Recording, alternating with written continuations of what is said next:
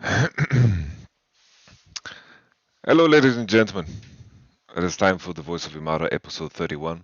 I believe it's 31.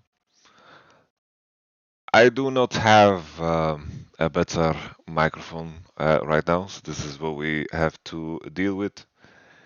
On my end, always at the end of the year, we always have these conversations where I try to give some context and reveal some information as far as I can um, with the context that with everything that we've been through as a group throughout the year, what I've been through, and shed some light on some topics.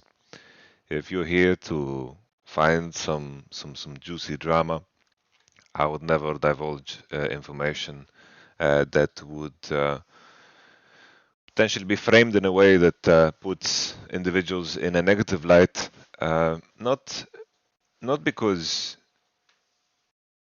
I want to protect people from the truth or something.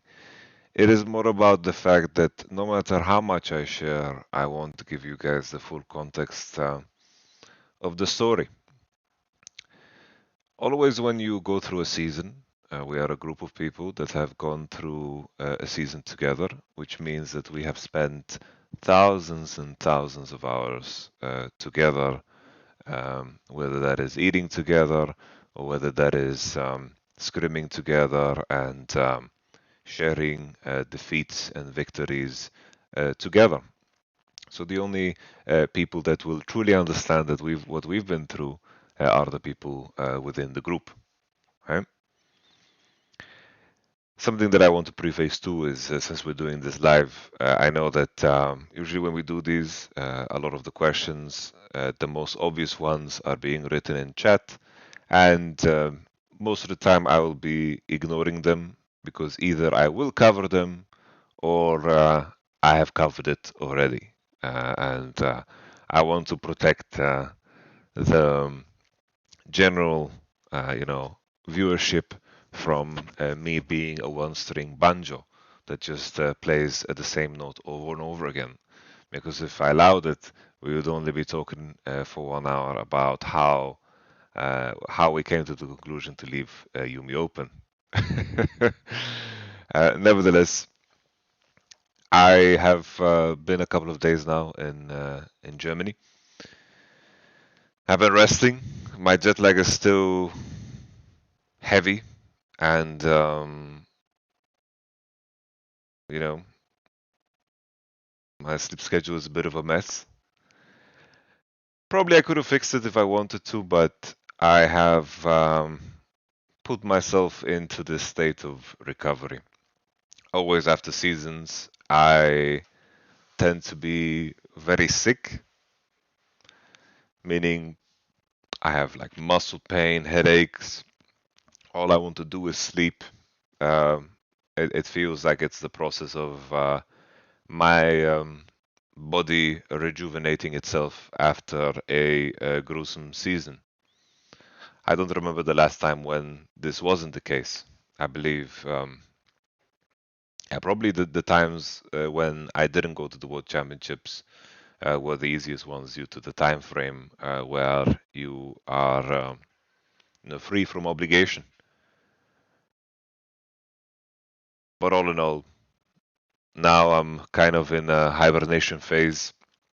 Uh, it was also crazy, after we after DFM beat EG, it was also like as if, that moment when I knew we had one off day, it was as if my body just, poured everything out and I recovered as good as possible within that 1 day of time where we could rest and visit the pyramids as we did and as some of you saw in the pictures.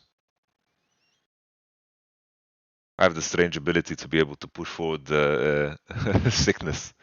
I don't know what it is, but I don't allow myself to be sick at a bad time. And if I feel like I'm about to be sick, my mind doesn't let me be sick. I am sick later.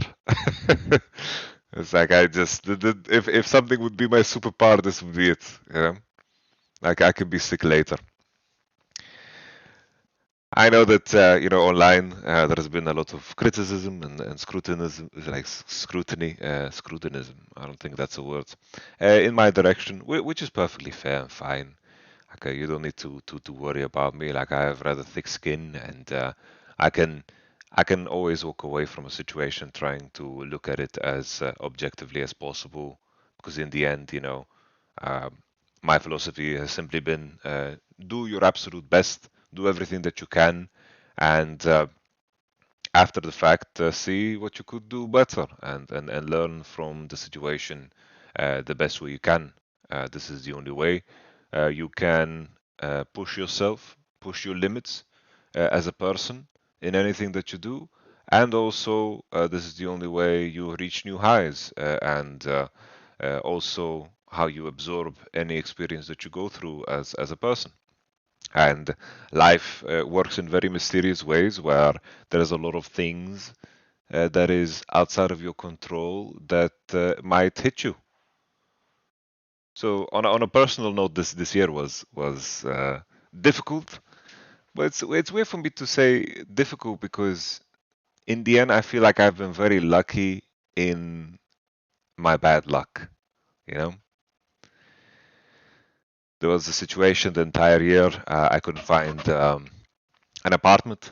That was kind of silly, it's a side note. I was lucky, that I could stay with Ivan, and I was staying in a hotel. Finding apartments in Berlin is definitely a bitch.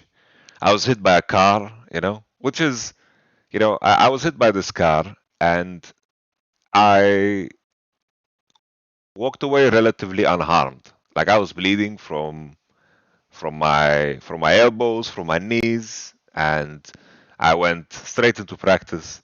And in essence, sure, I was very unfortunate in the fact that I got hit by a car, not my fault. The woman who hit me was definitely at uh, you know she was definitely in the wrong, but she was very apologetic, and I could understand that I was coming from a blind spot, and she was like practically in tears. So I was like, it's fine. And then I just went to my scooter, and then I realized, I'm fucking bleeding all over my clothes. And then I went to the scrims, you know, and then there was, you know, a week before that, I was in a car accident with someone else, but I was sitting in the passenger seat. And then there was a situation where I believe, like I've tested positive for COVID 5 times this year, and I don't think I had it once.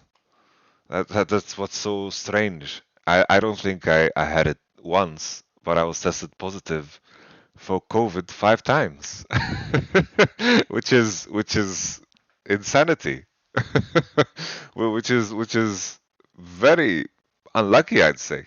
I have no other way of viewing it.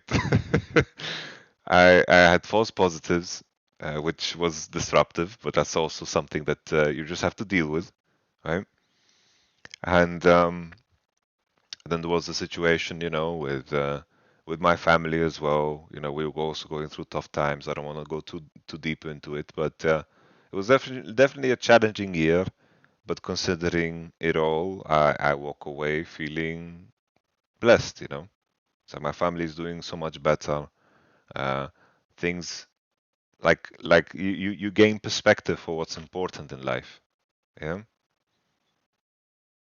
And when certain things that you're so accustomed to that have been with you and have given you unconditional love, in your day to day, that's the main thing that matters, you know. But I don't want to get too sentimental on you guys. I just wanted to mention that definitely this was a very was a tough year on a personal note, but I'm grateful for how everything has played out.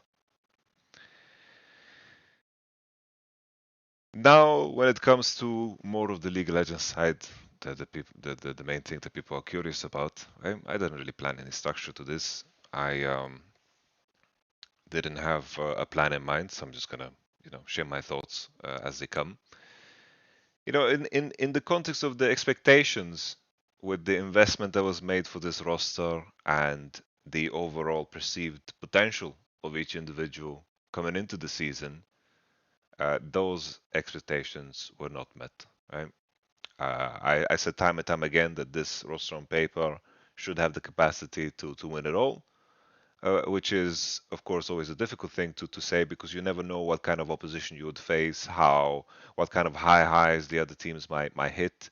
But definitely on paper, we walked away thinking and feeling that wow, this offseason definitely went in our favor, and we are excited for the potential of this group. With those expectations, definitely, it's been a disappointment for me, you know, in terms of what I wanted to achieve with the group.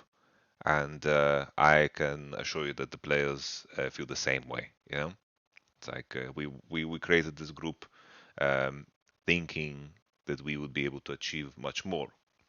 And it's not necessarily contextualized with the World Championship only, because we did indeed have ADG and T1 in our group. Um, More so in the context of the LEC, especially in spring. That was very underwhelming, how things fell apart for us. And in summer as well, things were very challenging for us, but we managed to hit a new stride that took us all the way to third place. Same result, but in a very different manner that had much better optics than in spring, considering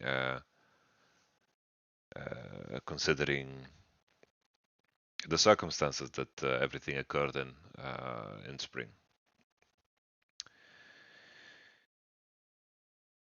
So in the context of the expectations, big disappointment. In the context of the situation that we went through, I can say with full honesty that I did, put in uh, a lot of effort.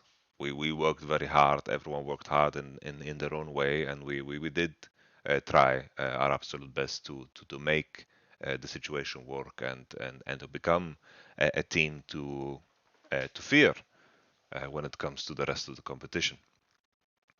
So I still take pride in some of the moments and some of the things that we managed to conquer. But all in all, it is what it is, you know. I can only walk away from a situation thinking, like I walk away with no regrets, but in essence, a lot of new information to work with, an opportunity for me to grow, and knowing that I gave it my all, you know. And this time around, it wasn't enough to push us to that first place. But I hold my head high, knowing that I did my absolute best. I was tirelessly working. I was in the office for many hours, practically for the majority of the year. Didn't have much of a life going on for me because I practically lived in the office. I went to Ivan's apartment to sleep. I slept in the hotel, and you know, we fought hard to try to make it work. And I know that the players worked very hard too. Right? The difficulty always when it comes to putting yourself in a situation where you are working with a new team is that you need to figure out the challenge of being in a new dynamic is always how to become your best self within that dynamic. We have a team where we had a ball lane that worked together the previous year that excelled under very specific circumstances. And then you have players that also definitely excelled in certain circumstances at their point at like basically in their career at some point in time. You had Marek, of course, winning back-to-back finals, who definitely did really, really great on the Mad Lions, and the expectations very high for him. Ivan in Misfits was doing great things there, was carrying a lot of games, was playing mechanically super well. Wunder from the legendary roster that is, of course, 2019 G2 that continued on to 2020 who had a very rough 2021 year. That is also, encapsulates the idea of what I'm trying to say, that even though if you look at that G2 roster, you have individual players that have very high highs, but under that certain dynamic that they had, um, couldn't be their best self. Because within a team, you need to make sacrifices to cover each other's weaknesses, and sometimes you have to sacrifice your own strengths. And when things aren't in line as you want them to be in the context of the colleagues that you have, it requires a lot of effort to make sure that you align together so your strengths can show. And that is always the challenge, right? The challenge of being your best self in a dynamic is always going to look different. That's why it's very impressive for those players that manage to excel regardless of what environment they're in. Those are the guys that are, really, really insane, right? And I think if I look at the year, there were moments where all of the players were brilliant. They have highlights after highlights, and there were moments where they were completely dominating and they were performing as if they are truly the best in their position in the league. Right? So were there for moments where those things aligned for us and we managed to hit strides. We definitely had moments where we looked like the strongest team in Europe. But finding that consistency is a tricky thing, especially in a world where patches come after you and breathe down your neck, right? They breathe down your neck and they force you to reinvent yourself, right?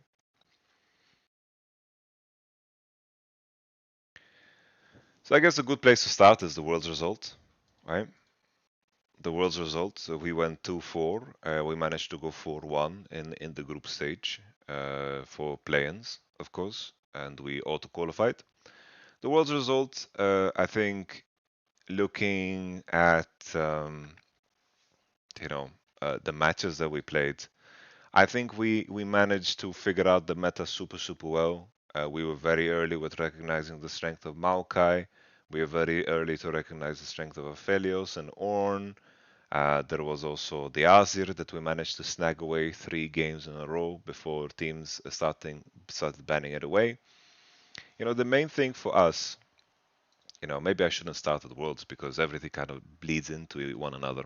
The main thing for us, the tricky thing for us throughout this year was we had a lot of disagreements about how we wanted to approach the game, and the slow pace that we had in spring. Basically, we had a group that was not so vocal, not so vocal in the issues that they have with one another, and there was always this hope that things will kind of solve themselves, right? And I tried, we often try to engage in those conversations with one another and have those group discussions and those group talks that would push that idea of alignment. But it was a very difficult thing for us. And in spring, as those conversations weren't talked about, um, I think a hint of pessimism was growing in the air and almost resentment towards one another in terms of some of the things that we had disagreements about. Right? I think often when we were not supposed to give up, uh, we were giving up, and we were trying to tackle, some of the gameplay issues we had and the alignment issues we had through the individuals, but it was a difficult thing to navigate because everyone was still facing this new challenge of performing well themselves and at the same time, working within this new dynamic. In the middle of the split, we had to move offices, we had to move homes, and everyone had their own thing going on in some shape or form. And in the group conversations that we had, we didn't manage to find, the solutions that we would hope for.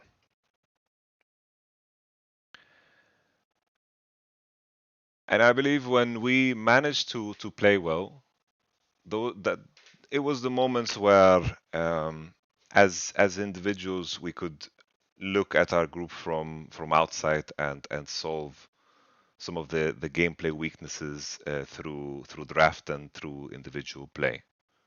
Right?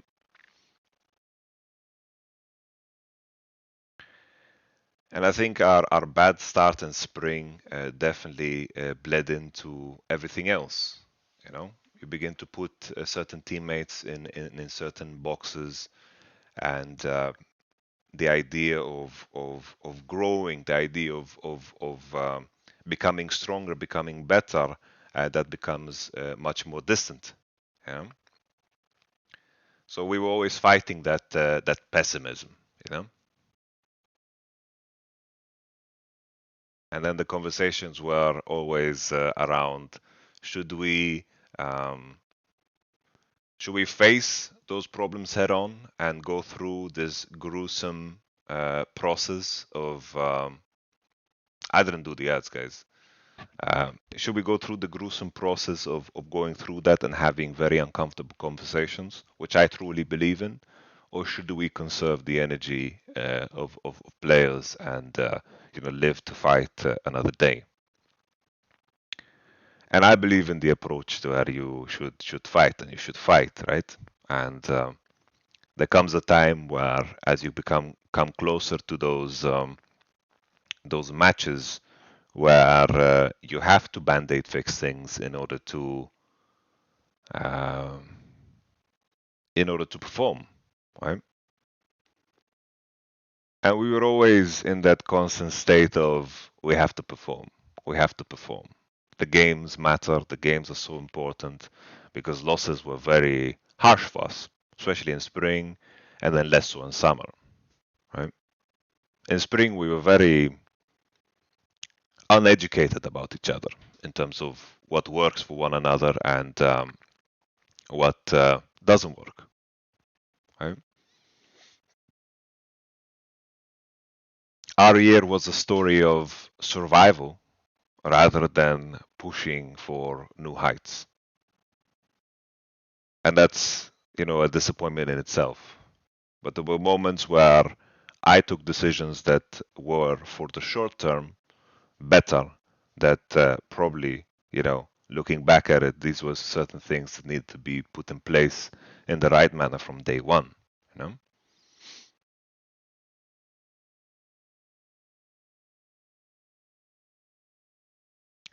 And I mentioned before, the challenge of being your best self in that dynamic is always going to look different, right? This is, in essence, my job, right? How to make people excel and uh,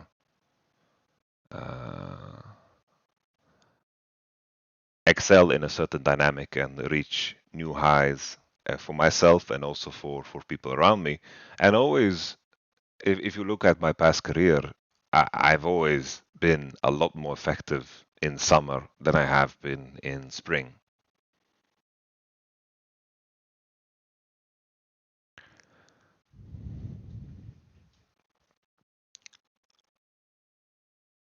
Just because you're just working with so much more information, right? I'm working with so much more information. I'm a lot more closer with players, and you can set up things in a way that makes sense for the group at hand, right? So it's like, with Splice, we were in spring, we were not even in playoffs, and then in summer we were, of course, second place. We lost against G2 in the final. We you look at Vitality in spring, we were fourth place. We lost 5 games, like the fifth game against Splice in the third place decider. And then in the summer split, we of course went to third place and we qualified to Worlds and we hit our peak at the World Championship.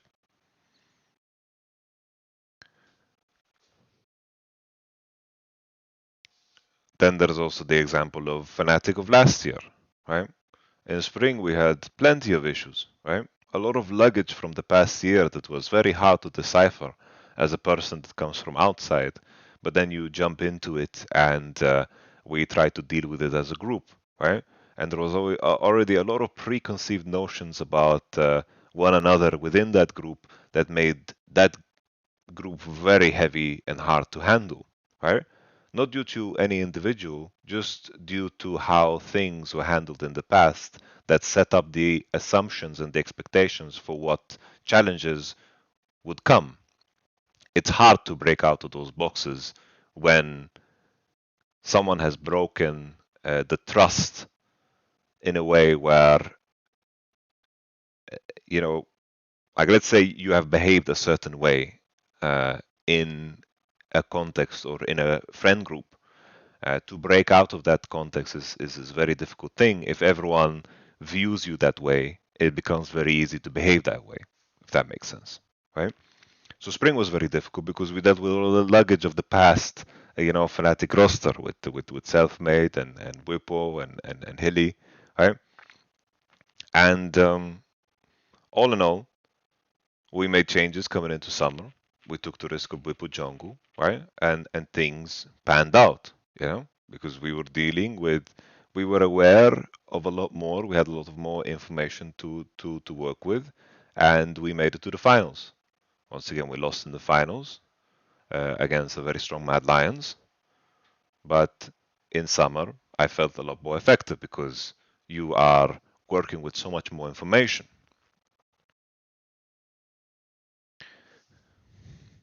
So we started off very slow. I think we definitely should have taken a lot more time to practice before the season actually started because we came in, had 2 weeks, and it was hard to set the tone and set the identity of what we wanted to accomplish as a group and set the correct expectations because we were quite all over the place in spring, and that's something that we should have done better. And as you learn more about your players, you begin to adjust the situation and you figure out ways to set up the team in the best way possible. Spring definitely, we often what occurred with us is we managed to figure out a way how we wanted to approach the game where we could all align. When something disrupted that process, the fall was a lot heavier because we needed to fight that negative sentiment that we had built up in spring, right? So we managed to find high highs, practice was good, things were going good, and then the drop off when we were faced with resistance was very harsh. And then it felt like we almost had to start from scratch. And this was always the cycle that we were going through, where when we hit that resistance and that wall of facing the problems that were reoccurring for us, uh, it felt exhausting. Yeah. But I'm a very optimistic person, So I was always, oh, guys, come on, we're gonna figure this out. We're gonna figure this out, No matter what comes our way, we're gonna figure it out somehow, right? But it's challenging, right? It's challenging when you're in a situation where you give effort and you don't feel like it's given back to you, or it doesn't feel rewarding. That's always the most difficult thing, especially in a world where players most of the time they give up all of their lives to come to Berlin, where they don't necessarily have some kind of connection, and the only value structure and the only reward structure that you have is coming from the game itself, right?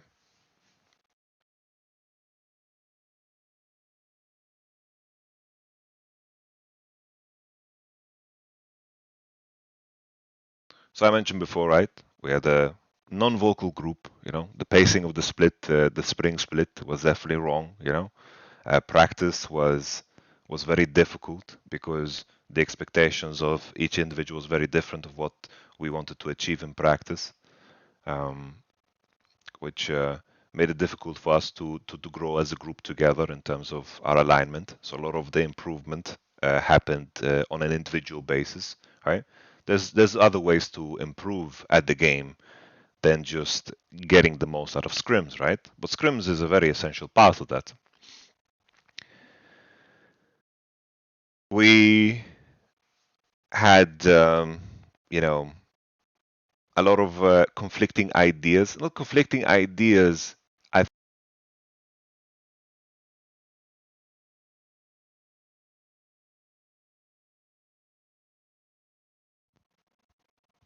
Hello? I think my headset turned off because I just didn't play any sound for so long, so it was confused. I'm just gonna mute the sound on stream and then I'm just gonna play some slight music in the background.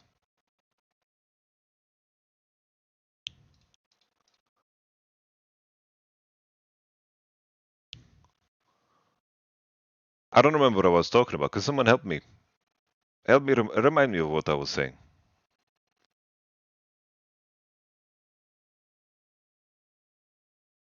What was I saying?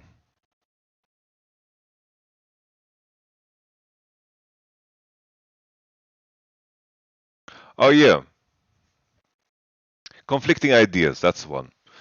Um, so at some point, you begin to recognize which draft patterns cover up your weaknesses and which draft patterns allow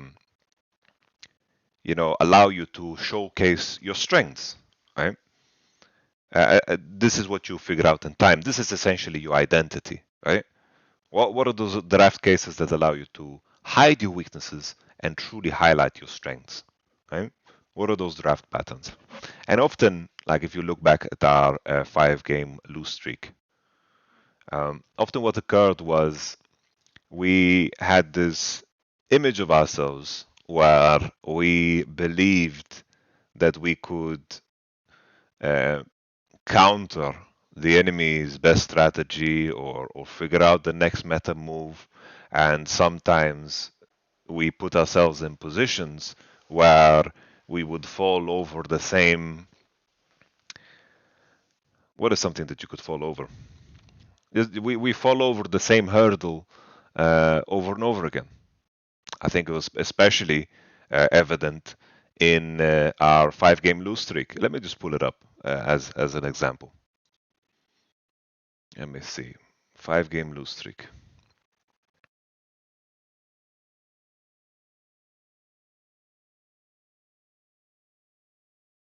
And the key thing about draft, right, is it's often a draft is a very cooperative process between the players and the coaches. Everyone has input on every position.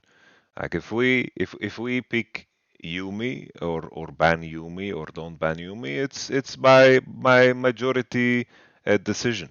Some players, even though they disagree with it, might not be as resistant as some others, and it is a cooperative process. But nevertheless, let me show you guys.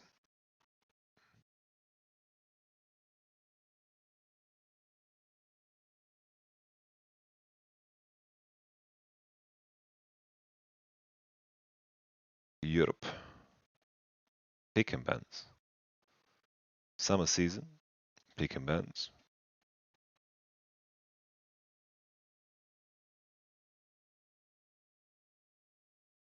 Let me see if I can show you guys this.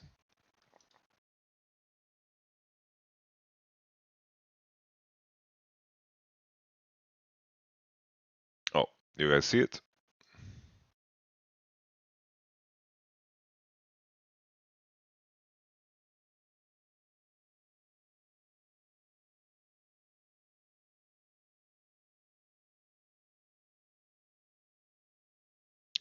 So this is where our lose streak was occurring. Okay, so we start from it. So this game was perfectly winnable. So this doesn't really apply to the point that I'm trying to make now. This doesn't really apply. Like this was a game where we threw the game. They got some huge Narults and Amumults when we were in very advantageous positions. We needed to just fight a lot slower, and we needed to not overextend.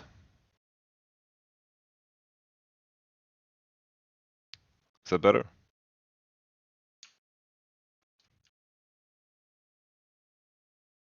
Or about we do that? Nevertheless, the lose streak started. So this was an example, right? I remember the conversations we had. Like Alfari GP was a big thing, right? And like we were practicing, right? And we wanted to ban GP against Vitality. It was just a simple go-through thing to do because the Vitality as a team were playing around it very well, and also as a weakness of ours, we didn't play around those dives on top side that well. But the argument and the conversations we were having at the end of the day, right? Like as we were going into this match, we say no, we just have to defend the dive, and there was conversations. Oh, our GP is not so good, and this is not tied to Wunder, not tied to any specific individual. It's just the conversation that was occurring, right? Uh, Rather than going the route where we are going to remove the GP and create a circumstance where we cover the enemy's strengths and we cover our own weakness and figure out the way where we highlight our own strengths. This is an attempt at that, right? But nevertheless, it's best of one, middle of the season, you try something. And then there was a continuation of that as we continued on our path. This was the 5 game lose streak situation. We were in this spot. They basically, you know, what we figured out as our team, in order for us to cover our weaknesses, we needed to create a circumstance where Wunder would play in isolation, where he would play matchups where he could figure out the wave state on his own without any major help. Try to find a circumstance where Marek was playing mages where he could create advantages on his own, and then later find a way to be a force to be reckoned with through his champion hitting certain item timings and certain item spikes. And then we most of the time just try to play around bottom side, play around mid, to make sure that we have fluidity in the game. So this was basically the FNATIC recipe, right? We were playing very death ball compositions with tank top side that could figure out their own wave state, mid lane mages that could control its own base timings too, and then gank around bottom side and try to play the game like that, right? And this is what we did for the majority of it. Like in this case, we tried the Corki right. Corki got nerfed on this patch. We tried Corki into Azir.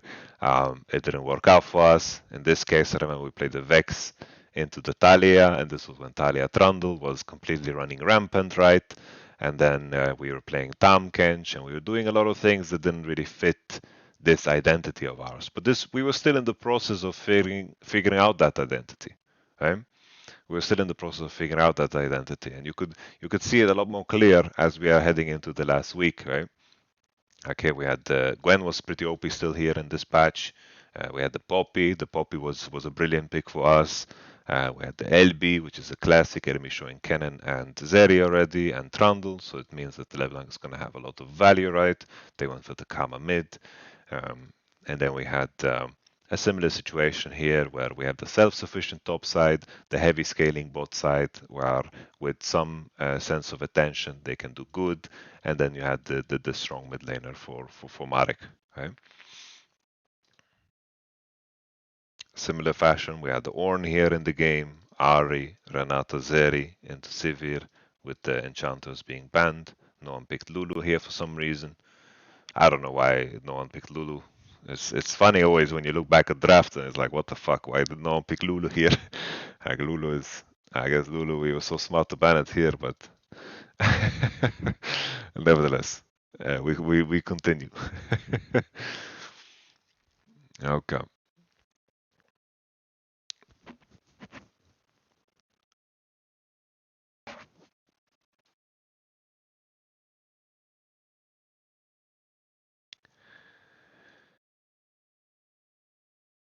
Nevertheless, as we did the run, right?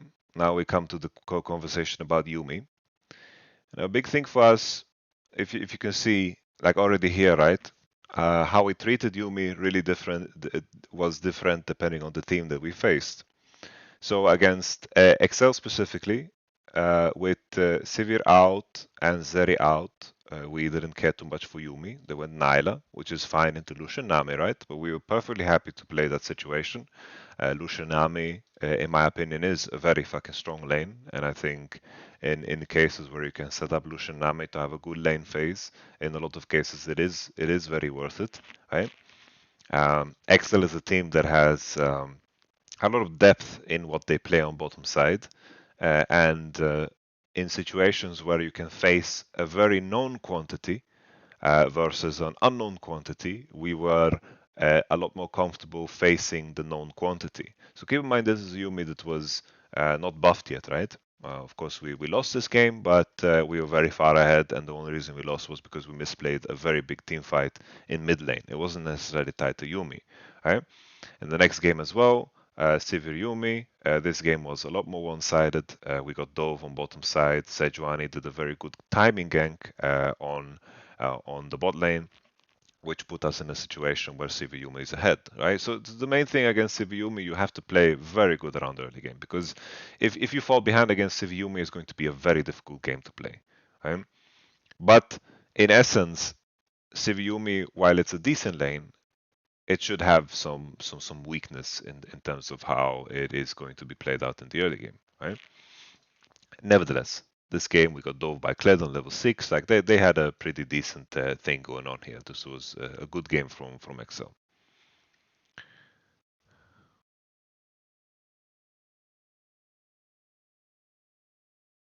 This game we decided to go for the Yuumi, and this was a very close game. Like we almost lost this game. Like this was a very dangerous game, right? But we managed to break through, and then it continued. We were on red side. We were in a situation where, right, like if they ban Lulu here, so the issue that is harder to explain when you are in season, but now after season, the issue is if enemy bans Lulu and we match with Yuumi ban and they pick Lucian, we just had no answer. that's that's the issue. That's a very big problem, you know?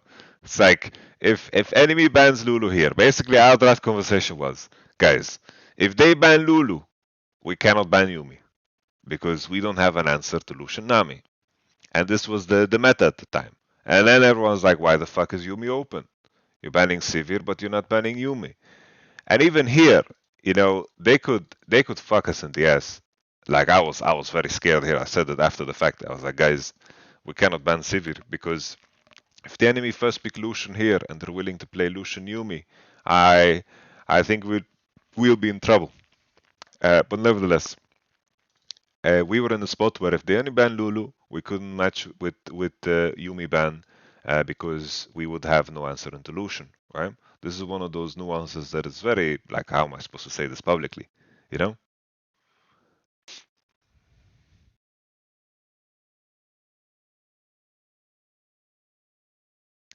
And this was before like Soraka was a monster thing, right? It's like this was before Soraka was a monster thing. In this series, we were very fortunate against Excel that they let us have Trundle and they let us have Poppy for 5 all the time. It was kind of crazy that they let us pick it time and time again. But okay, we get Lucian, Nami, Silas, and somehow we get Trundle on 5 here. This was quite mental, this draft, and we take away, of course, Renekton. So what? He needs to learn more champions? No, it's not about you know you don't have sometimes there just aren't answers that are known, right? Especially because you're operating with very limited time. There isn't an endless list of counters for Lucian Nami. There are certain champs that work well, and there's certain champs that work worse. Maybe there are champions out there that we didn't explore that was really really insane, right? For example, Soraka was a very interesting one into Yuumi, right? That was showcased to us later, and it's something that we played ever so slightly. But with limited time, you choose what you practice and you stick to what you know, right?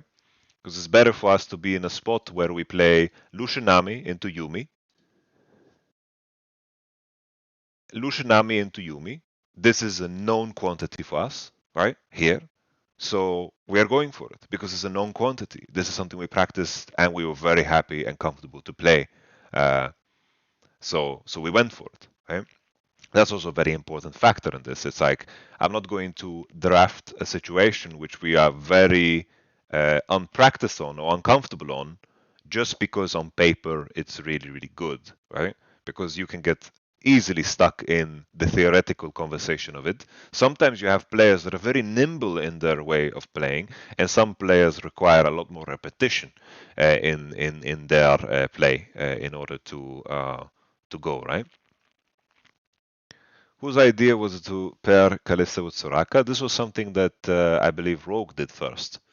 But here, yeah, like we had the Lucianami again into the Yuumi. This time around, we didn't ban Sivir because I didn't want to get Lucian trapped. That was very scary to me. We were very happy and we recognized that Silas was an absolute beast in this series. So we went silent Lucian Nami, and we were very fortunate that we got Poppy here on 4 somehow. But if they banned Poppy, we would probably pick Sejuani and then we would pick an AD top laner. But we got Poppy Gwen, which we were very, very happy with. This was a very good draft. Here, this time around, it was very different, right? Our approach was very different. Here we banned Yuumi Lulu straight up because Misfits as a team didn't have a lot of depth in terms of what they played. We had more depth. So removing those out of the pool and enforcing a meta where Aphelios Kalista was being played was very positive for us. Excel was a very awkward team for us to play against because they had a lot of depth in terms of their bot lane pool. This time around, plain and simple, we removed Yuumi Lulu because they lacked that depth, right? So we knew coming into this series that Misfits don't play Lucianami, don't play Kalista, and don't play Draven. Those were 3 key champions in this playoff. So we just remove Yuumi Lulu. We pick up the Renata because Yuumi Lulu are good answers into Renata, in my opinion, right? So you just play Renata Kalista. This was the game we split map and dove and killed the Sejuani, and the game was over in 2 minutes, right? This time around, they leaned very heavy into their style, right? Zeri, Trundle. They picked the Trundle into the Poppy, picked the Ornn, and then they picked their Soraka here, which was clever, right? Soraka was a good pick into the Renata, and this is where part of that idea of Soraka started to develop, right? The Soraka pick was very strong.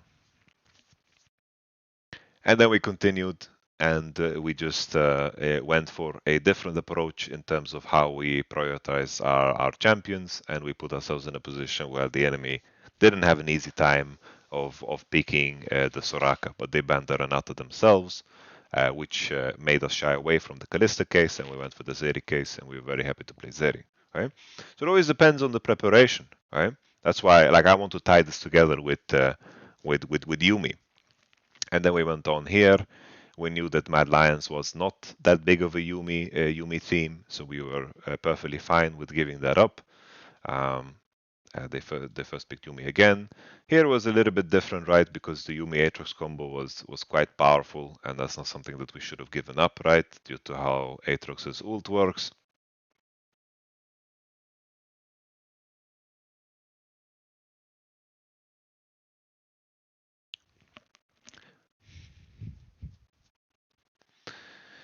Why does no one play Twitch Lulu into Yuumi Simbi? Reasonably free lane and matches out scales late. Well, I think people were quite frightened by the Lulu nerfs, and I think it was always like a matchup that a lot of people were skeptical about.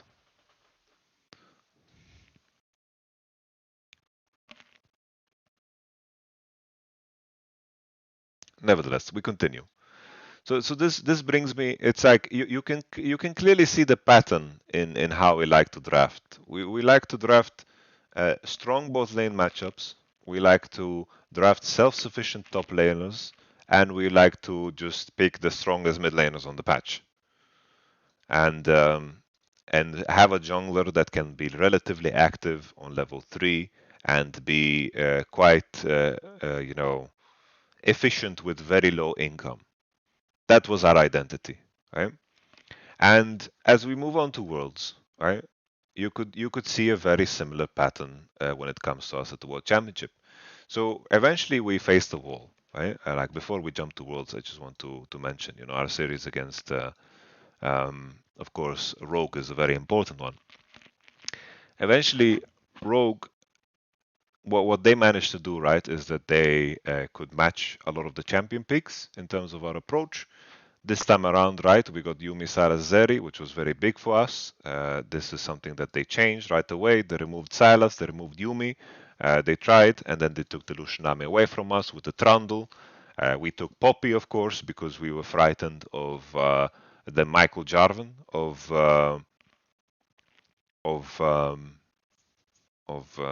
Mr. Malrang, of course.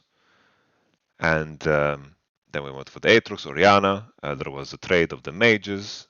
Here I was also considering we should pick Victor on 4, but he just said that he will match with Orianna. He wants to find like they just banned the champions that would create volatility in mid, right? Because the Sylas was doing very good, like he solo killed Larson here, and then they banned the mid laners like Ari and LB to make sure that mid lane would be mage versus mage, which is something that Larson's very happy with, right? And Marek was our best performing player, so we changed things up to try to set him up for success. This time around, we were the ones to play the Victor, and I was certain that they wouldn't want to play the mages. And this time around, they dropped the Soraka on our head. And generally speaking, here Rogue had a much better draft than us here in this game. Right? We're playing front to back, and this is what we want to play. We want to play a very heavy front to back game, which was our identity. And when enemies were in situations where they picked a stronger front to back composition, we would struggle later on in the game. Right? And then this time around here, we banned Trundle, they matched with Poppy ban. And then here we were thinking, okay, we're going to first pick Azir, and then we're going to pick champions that Javan is quite weak against. That was our final, Hail Mary. We're going to pick champions that Javan is very weak against, meaning we have Azir, Zeri, Sejuani, Aatrox. On paper, Jarvan is not good against these champions, but Malang is definitely something else. So they went Javan, Lushinami, we got the Zeri Lulu, and this was, I think, on paper, a relatively good draft for us here against FNATIC. Anything with a dash, basically, yeah. So you're not like a sitting puppet when it comes to you having flash down. But the main thing, I think, a conversation that I had many times with my own players is if Javan, you know, at some point, champions need to use their dashes to fulfill the potential of the champion. So if Javan is not ulting and you're not dashing, who's winning? That's a trade-off. So it isn't as straightforward as that. The way I view Javan is very good at finding angles, level 2, 3, 4, finding gank angles, is very quick to get level 3. I believe he's the fastest champion in the game to get level 3 when you think Red Raptor's Gromp. He's very, very quick, and this is just Malrang's, this is Malrang's juice, Malrang loves this, right? But Trundle was a very big problem for us because it denied a lot of the champions that we wanted to play in our identity, according to our identity, right? And at this point in time, we finished this, and after this long playoffs run, of course, we needed to take a break, right? We needed to take a break. We took a break, and then when we came back, we needed to do content. We needed to do our obligations for the sponsors that pay our bills and so forth. We needed to do the content. This was the days where the other teams were scrimming, and I had to cancel the scrims against these teams because we had content obligations. And this is not, you can't really blame a specific person. This is just the deals that were made in terms of, the money, and also with the scheduling that Riot presented to us. This is what we had to do, right?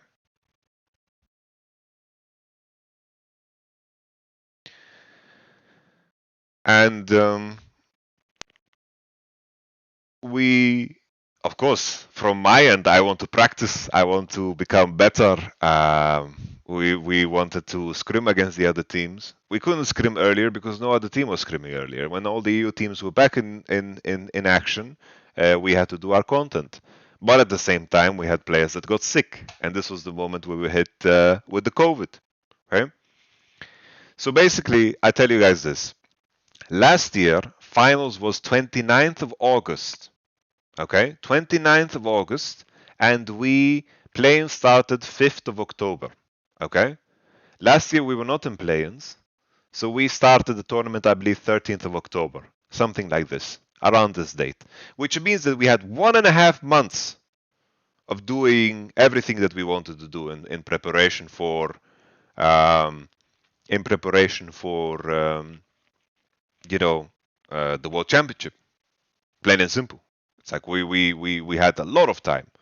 This time around, this time around, we played the in the finals, the second place, right?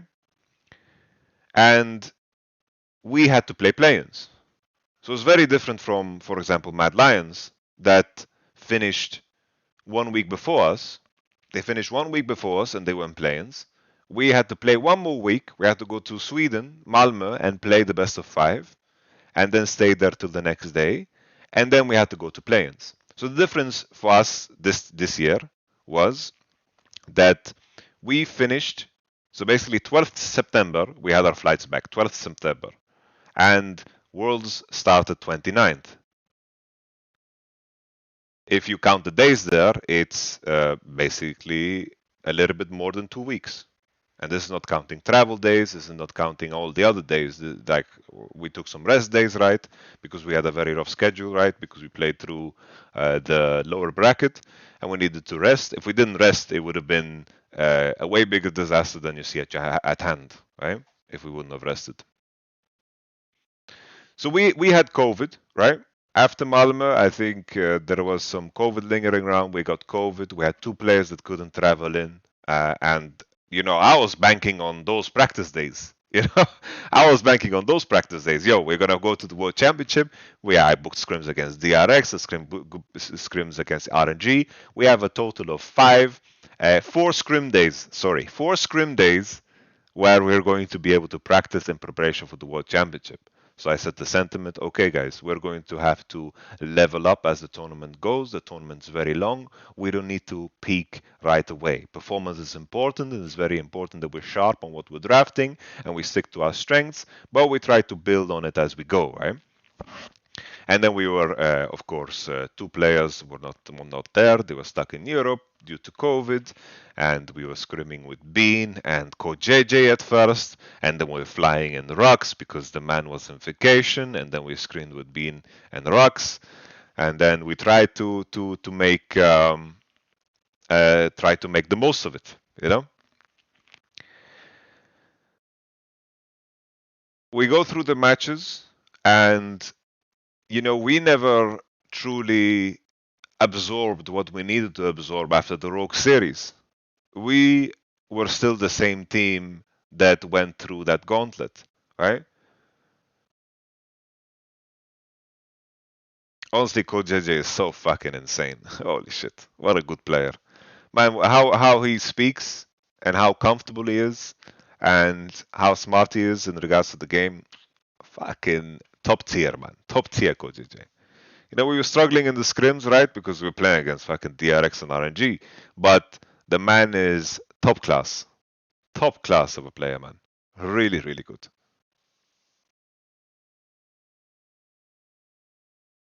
Nevertheless, the main point I'm trying to get at, right? We were struggling to improve as a team, right? And we created a draft, an identity that would cover our weaknesses and highlight our strengths. And eventually, when you are this one dimensional, you reach a wall. And that wall was very tough for us to break through.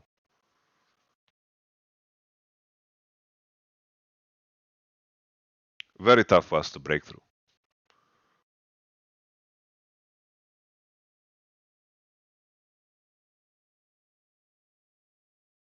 And therefore, this leads me into the drafts at the World Championship, right? So looking at the World Championship, you look at groups.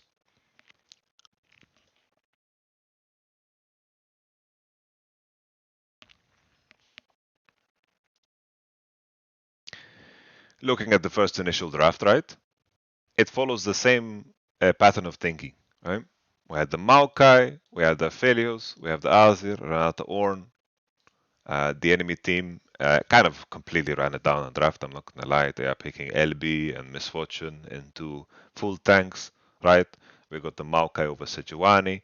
They blind picked the Fiora. Even though Fiora is picked into Ornn sometimes, we honestly just didn't give a shit because Ornn was so good into everything else that they showed. So we just didn't care.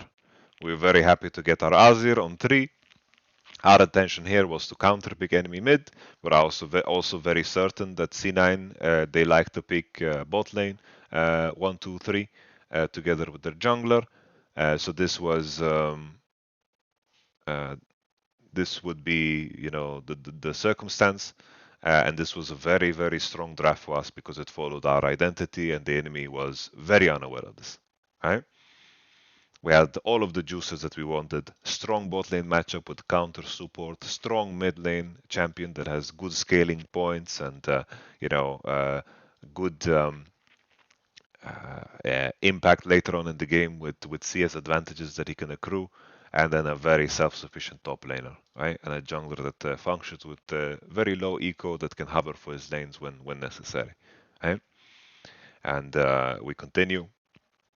Very similar here against T1, right? We first pick Aatrox naturally with Fiora ban. This was right after they won the game with the Fiora. We ban LB because we are blinding our own mid laner. They blind picked Akali, which was a bit crazy.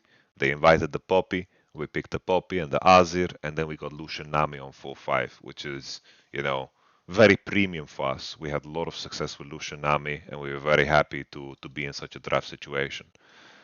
Then again here, right, you're playing Aphelios, Thresh against Lucian, Nami, Azir. That is very difficult because it's hard to operate in the range pocket that Azir and Lucian Nami want to operate in. So you're going to have a hard time to hit, especially if you're lacking engage. That is always a tricky thing for a champion like Thresh, unless he's completely dominating lane phase. You are going to have a hard time with a champion like Thresh against mages and long range ADs. Susho Lucian is not long range, but you understand the gist of it with the culling and Nami E and the Imperial Mandate. He is very long range, right? So we still followed our recipe, right? Self-sufficient top laner, right? Even in this game, Wunder was getting dove. He was fending off dives left and right, and he's so fucking good at doing that. Wunder has been an absolute fucking rock this year. And then we have the Poppy, which is good champ for us. Fucking Ivan is very comfortable on Poppy. We're very happy with this, right? So you can see that this still follows a very similar line of thinking for us. A very similar line of thinking for us as in playoffs, right? We didn't do enough to improve or to expand our depth, and that was the biggest challenge that we were facing. We were instead focusing on survival rather than pushing ourselves to new heights. And coming into this game, we invited the Yuumi. We wanted to create a scenario where we set up a split map.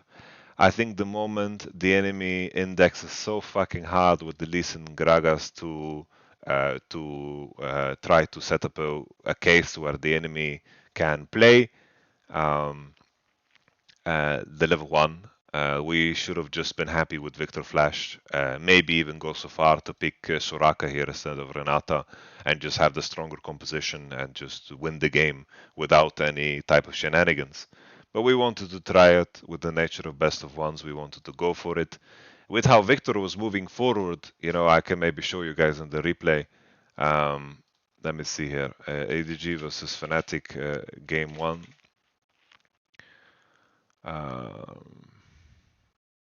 9 days ago. This looks about right.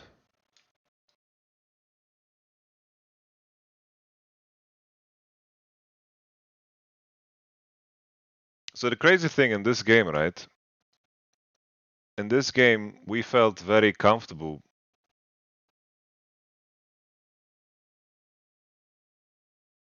Like here, Gragas is showing top, so it like lowers the chance of Gragas committing, but he just completely sprinted down. And then here, it was so strange. It's like what Victor is doing here it made us feel like they have no clue what the fuck is happening. No clue. Because he has no reason to do this. No reason at all. Like this is a terrible timing to go into river.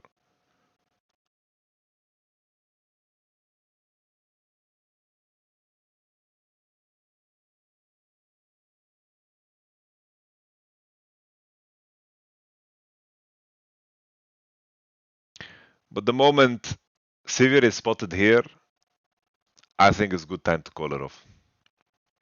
They commit with Gragas, they commit with Victor too. Like Victor is already postured, right? Sivir is spotted here too. If Sivir is spotted here without Lee Sin being here, it makes no sense, right? So there is a lot of reasons as to that points as to why this could be dangerous.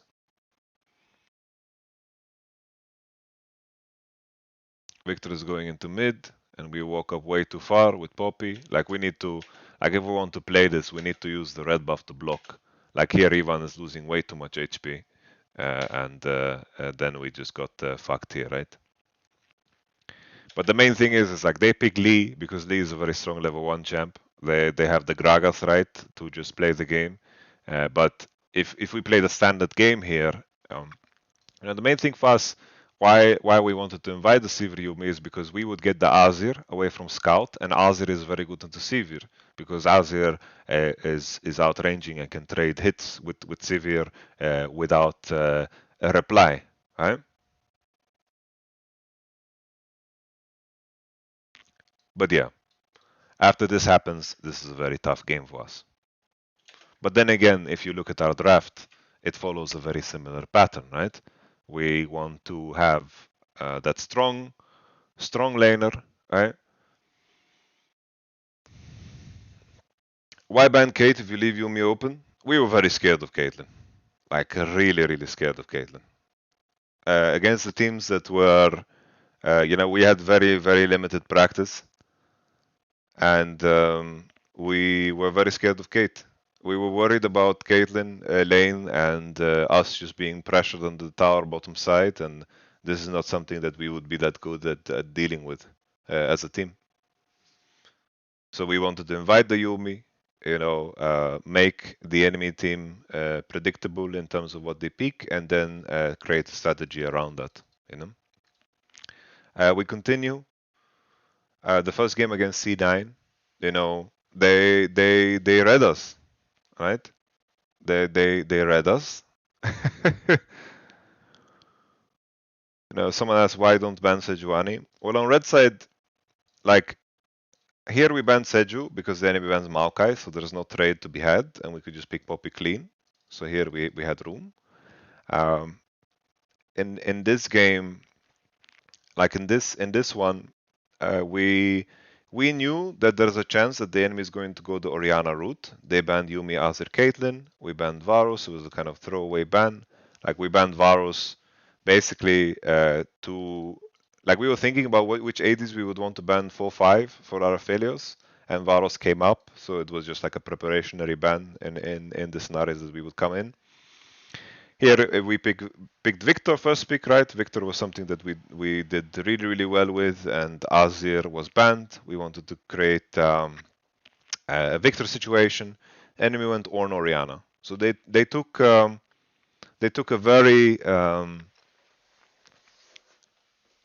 very simple approach to our match, and they took the advice to heart that I gave in the Travis interview. Of course, I'm not taking credit for anything. I think they understood their own circumstance.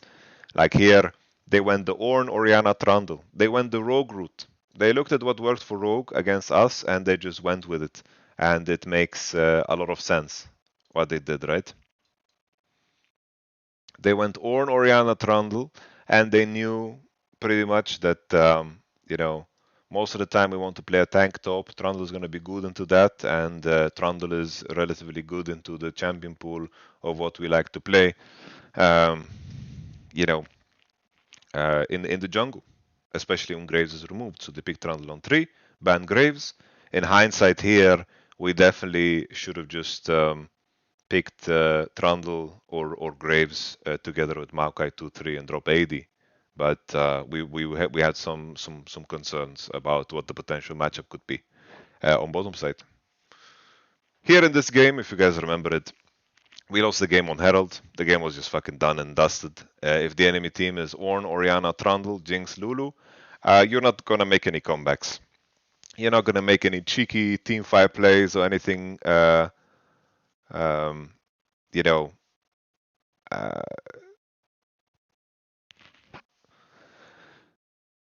you're not going to recover. Why are all teams just doing what works against you, but you don't do what works against them? Well, the issue that we were facing is that we were very one-dimensional.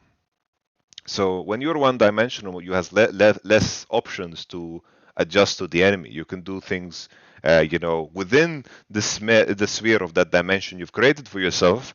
And this was our weakness, right? Our weakness was that we struggled in practice, and we figured out a way to play the game that worked for us, and we stuck to it because we had a hard time evolving like that, you know?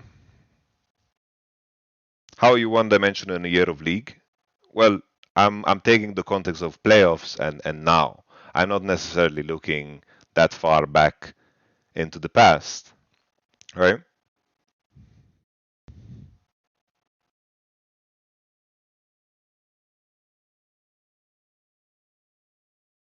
But nevertheless, we fell behind in such a game. You're not coming back. You're not coming back at all.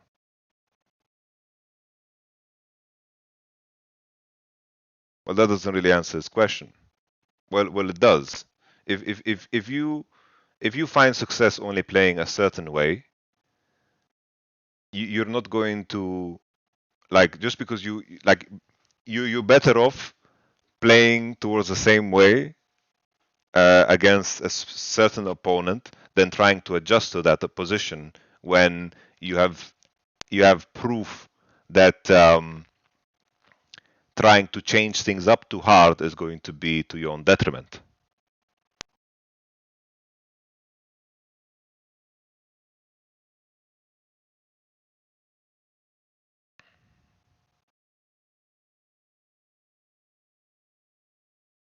Yeah, like for example, if you look at us, right? If you look at playing groups, right? So this was an example, right? And sure, right? It's only one game as a sample size, but it's still a pretty good example. Here we had what a lot of people might think is just, if you give this draft to, let's say, T1 or let's say EDG, you would say that the red side draft is pretty fucking juicy. Of course, looking at it now, the enemy team had Amumu Maokai on 4-5, which is pretty silly to fucking give. But all in all, like, this game was us trying to do something different, right? We were trying to do something very different here, and it didn't work out for us, right? When you have very limited games to play around with, you're not gonna take any more risks, especially after dropping a game against Loud, you know?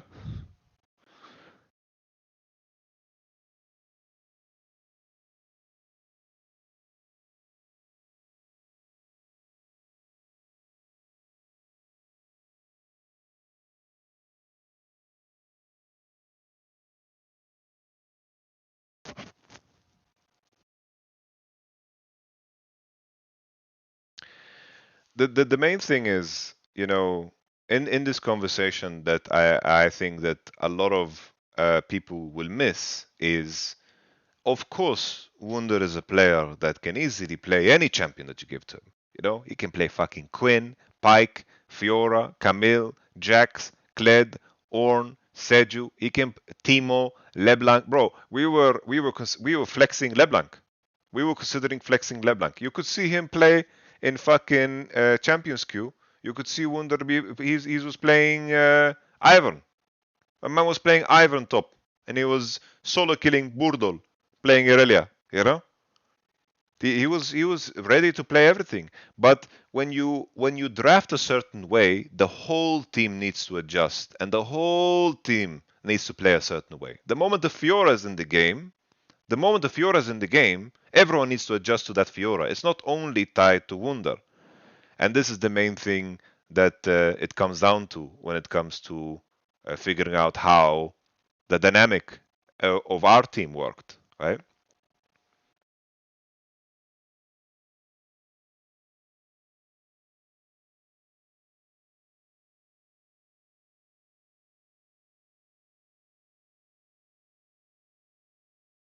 Wunder is it was the player. He was the glue, you know.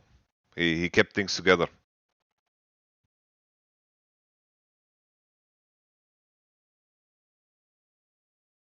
There was a game where you saved last pick Ornn into Fiora. Like, why save last pick for him if he's gonna get weak side anyways?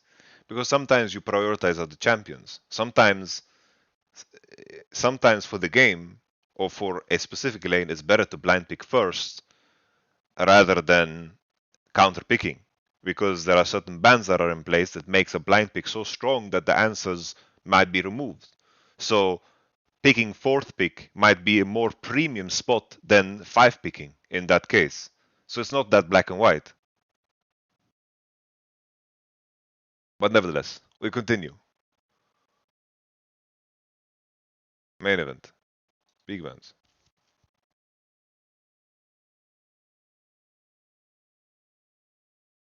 Once again, it's not tied to a specific person, right? It's not specifically tied to Wunder. It's not specifically tied to Upset or Ivan. This is just how we found out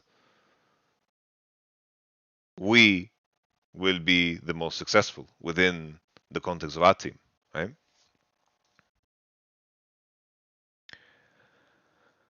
We look go continue like here, right? Like in hindsight, I think the moment that I think this was bad because I think the moment the enemy teams bans Azir, I don't think this trade becomes the same. I think Azir is very unique in the fact that he's very good against Sivir, and I think that changes the trade. I think here we are not well off. Also, in a case where like here, this draft was bad for many reasons. I understand why people are crazy about the Yuumi, right? I get that, but this draft becomes bad because the idea is we don't get Arazir into Sivir, and also they get Seju, and we know that they want to play the melees together with Yuumi. So this was just like apparently this guy can play every fucking champ in the world, right? We were just banning the champions that we thought would go well with Seju and Yumi, right? And then he just goes for the Yon blind, right? But Maokai going top lane here is high odds. But I think the moment Azir is out, we should have banned Yumi. It would have been better. But here, right, it's like they fuck over their mid lane situation. Not fuck over, but like we had a Kali into Silas, which we're very happy about. We got the Poppy on 5 into this midi composition. Poppy is very bad into Sivir Yumi, but it's quite decent into Yon and Silas, right? But I think in a hindsight here, the moment Azir ban came through, we should have banned Yumi too. I think this part was not so good because Sivir becomes a very strong champion in this game. Like Sivir is good into Maokai, decent into Akali. You can deny some abilities with E, of course, and then Poppy is very bad into Sivir too. Uh, why Lucian, not Sivir there? Because Sivir, like, if we pick Sivir, I think the answer most of the time that teams will do is that they get Yuumi Lucian, and Sivir without Yuumi is just not the same champion. How did you not know that Zeus could play Yon? He played it multiple times in LCK. Seems like a lack of preparation. It's not about that. It's just the fact that he has the fucking balls to just blind pick it. And Yon is not a champion that we are too impressed by. Like, of course, I'm aware that he plays Yon, but in regards to what we banned, I'm just summarizing why we banned Jackson, Camille, and Fiora over Yon.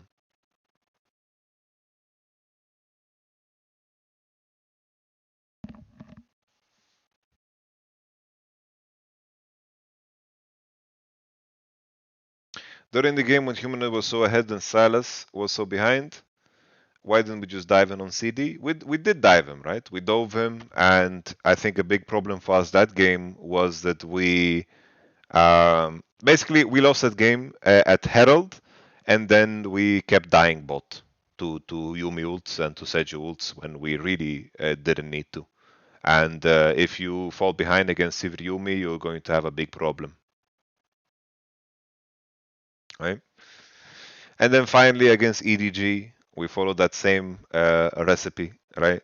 Victor, Poppy, Aphelios. Uh, we knew that the melee champs, like here, our idea was plain and simple. Sorry, we are going to first pick Victor, invite the Akali, get the Poppy into Akali, go Poppy Victor, pick AD, and then drop 4-5, pick Gragas Ornn together with Nautilus, right? So this was a pretty standard composition for us. We lost some 3v3s on bottom side. The enemy played,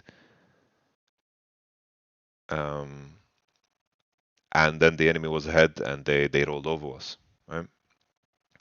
All in all, right? If I'm going to summarize this year for us, right? We we started off spring very slow, which created the circumstance where there was a lot of resistance to any effort that we wanted to put in for improvement. There was a hint of pessimism in terms of the potential of the group, but there were a lot of good moments where we could conquer that. But then, whenever the falls came, they were a lot heavier than they needed to be due to meta changes or something like this that we needed to adjust to. We had a very hard time aligning as a group in terms of how we wanted to approach the game, which caused exhaustion and fatigue. But it's also something that is very normal and something that we need to deal with better. Um, and then coming into playoffs, what gave us that boost in terms of how we played and how what managed to get us to the World Championship was an identity that worked for us. So we decided to double down on it and go all the way due to the very limited practice that we had at the World Championship and also before the World Championship. We were also not that good at using practice, right?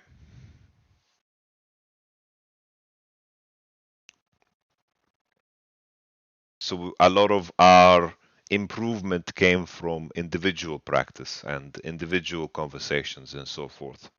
So we doubled down on this identity and this strategy coming into the World Championship, and it is sad to say, but a lot of the year was more about survival rather than pushing ourselves to new heights because we were always put in a situation where the results needed to happen and it needed to happen quick.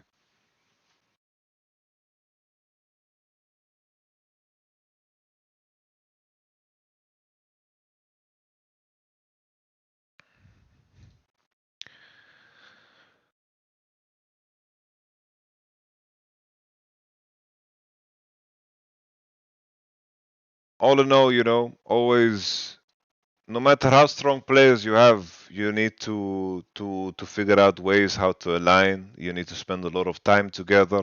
You need to make sure that you go through those challenges together and that you learn about one another and that you have the courage to be honest and forthright with your teammates to push you forward. And this is something that we were lacking. But the individual talent definitely shined through in the moments that was needed.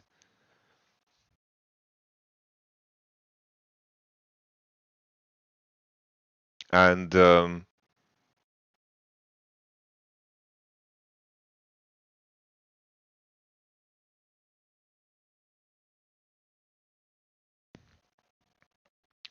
lost my train of thought because I was reading a comment. I'll see you again next year when you're saying the same thing.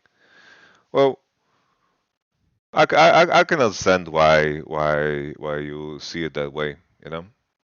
Like I'm not gonna sit here and outline every detail of what every person and everything that went wrong right here. To spill some kind of beans. And I can understand why that's frustrating. But I hope that I've given you at least some information and some insight on what went wrong for us, right?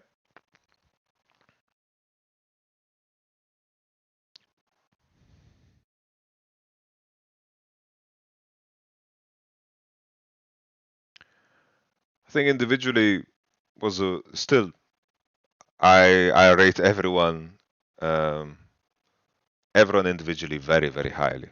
Everyone has a very high ceiling, you know.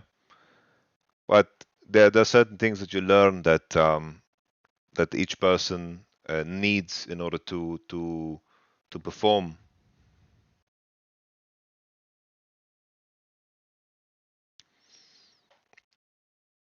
Those elements are always different. And honestly, guys, like we had a very tough group. Um, we very tough group, and with the context of us, you know, I don't think there's some big fanatic drama, really. There's no big fanatic drama. This was plain and simple, you know. It's like the other teams outworked us, they outperformed us. We were not we were not doing well in practice, and that's just something that just doesn't stick. And that's like my biggest disappointment, you know, that we were too weak in practice to push ourselves forward, and we were not engaged enough to push ourselves forward.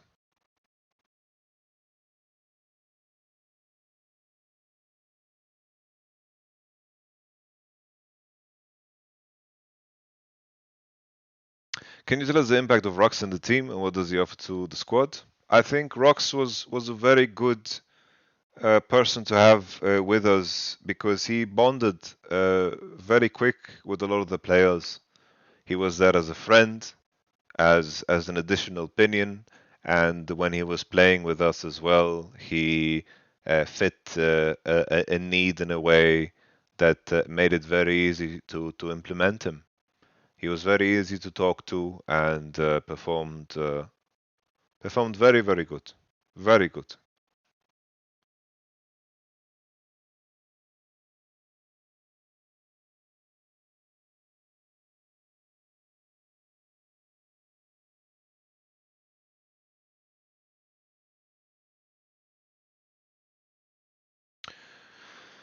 We yeah, you could say that we ran out of gas. Did you ever consider subbing Ryuksin for Hilly?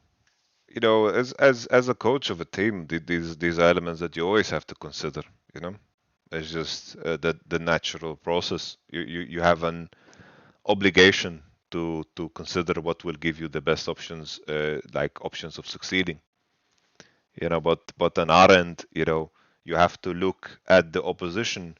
You know, in our group, you are facing off against bot lanes that have practiced together countless of hours, countless of hours.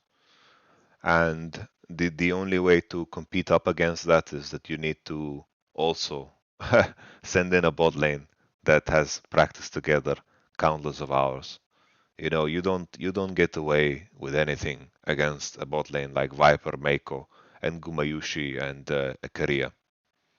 And sure, people are gonna tell me that T1 bot lane didn't perform as good during during the regular split of summer, but that doesn't really um, matter in the context of what caliber of players they are.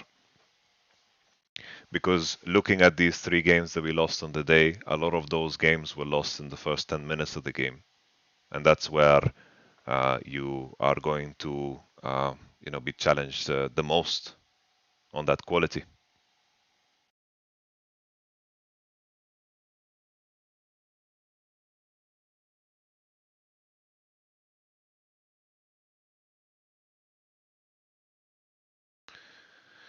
A lot of people asking me about my own future. Currently, right, as a lot of people know, my contract is running out, but it hasn't happened yet. Conversations are occurring, and for now, you know, who knows what the future will hold. You know, like it's very hard to predict. You know, one split I was in Korea after signing a 2.5 year contract with Team Liquid, and I managed to land in Korea, and then the next split I was a fanatic for 2 years and maybe more. It is very hard to predict, and I regardless of what comes, I am very very happy with my time in Fnatic. So I'm grateful for everything, every opportunity has been given to me. Grateful for all of the memories I've created, and grateful for the time I've spent together with amazing people. And I don't know what the future will hold, but I hope that you know we will all be content and happy. So we shall see.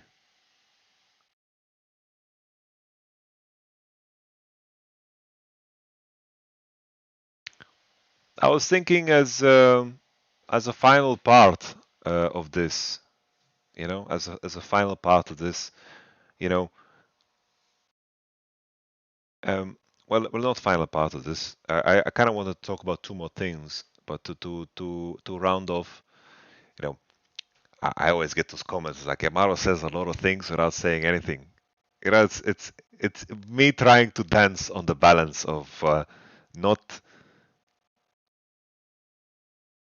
putting fuel in places where it doesn't belong and still give you guys some kind of context and still share some thoughts. So it's tricky. Yeah.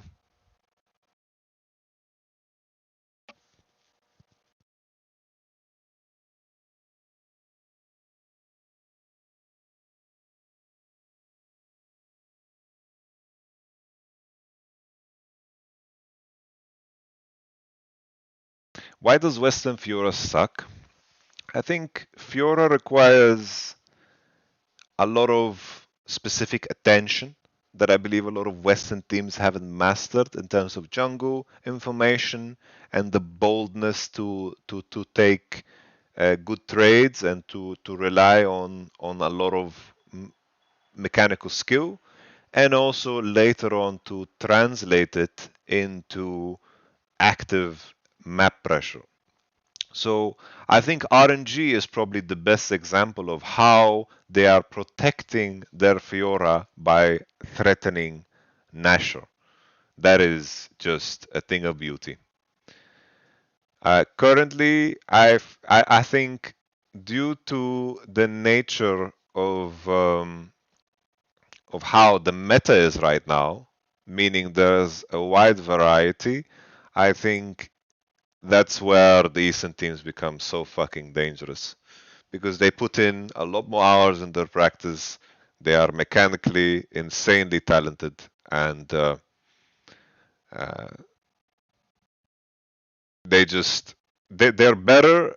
The Eastern teams are better, and they also outwork you. Like that's the most exhausting challenge of it all. It's you're in a situation where you struggle to get the most out of 5 scrim games, and the level of the conversations that need to occur within those 5 scrim games in the West in order for you to achieve meaningful things, in contrast to the conversations that occur in Korean teams and Chinese teams in terms of the hours that need to be put in. The standard is just higher, right? The standard is just higher. I can tell you this, right? It's like we were doing 2v2 practice with Genji bot lane, and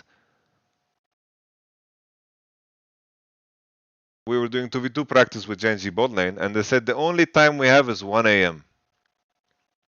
And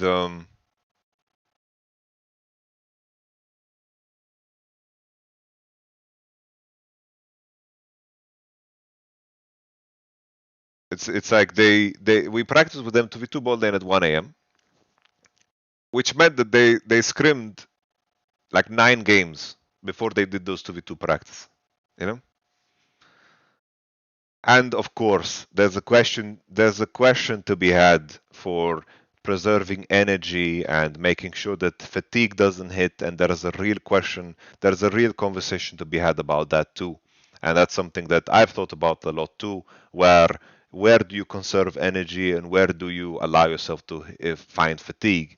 For example, when we were going through that big playoff gauntlet, it wasn't the most important thing for us was not to scrim every waking hour. It was to make sure the priority first was to make sure that we never ever fucking find ourselves in a position where we burn out. But there's definitely moments where you should be fucking pushing. There's a lot of fucking moments where you should be pushing hard, and Western teams don't do that.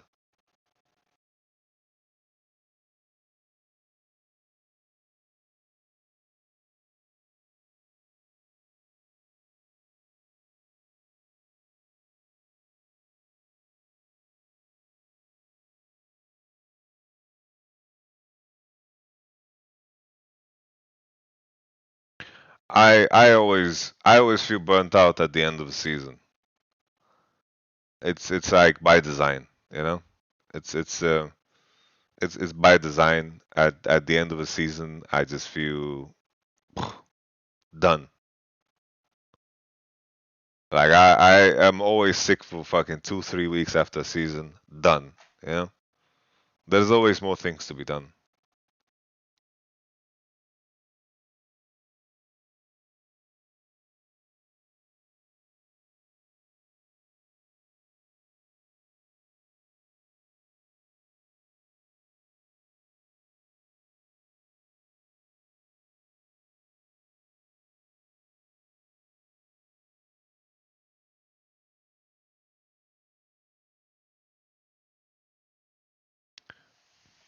I don't think Riot should be banning anyone from screaming anybody.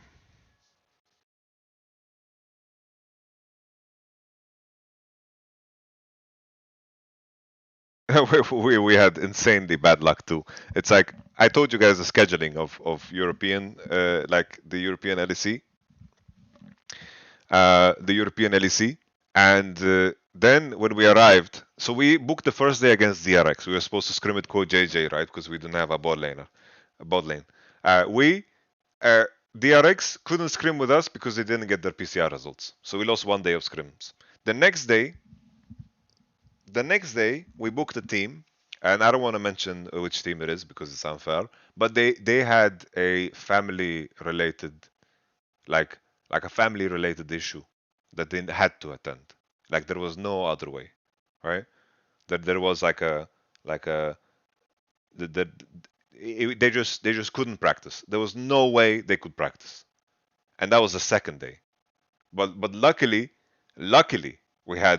we managed to squeeze 3 games of scrims. That was with Code JJ.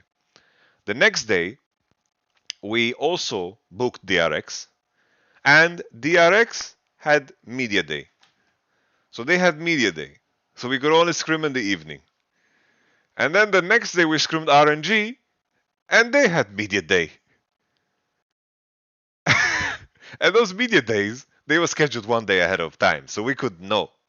But that's just so much bad luck. It was just blew my mind.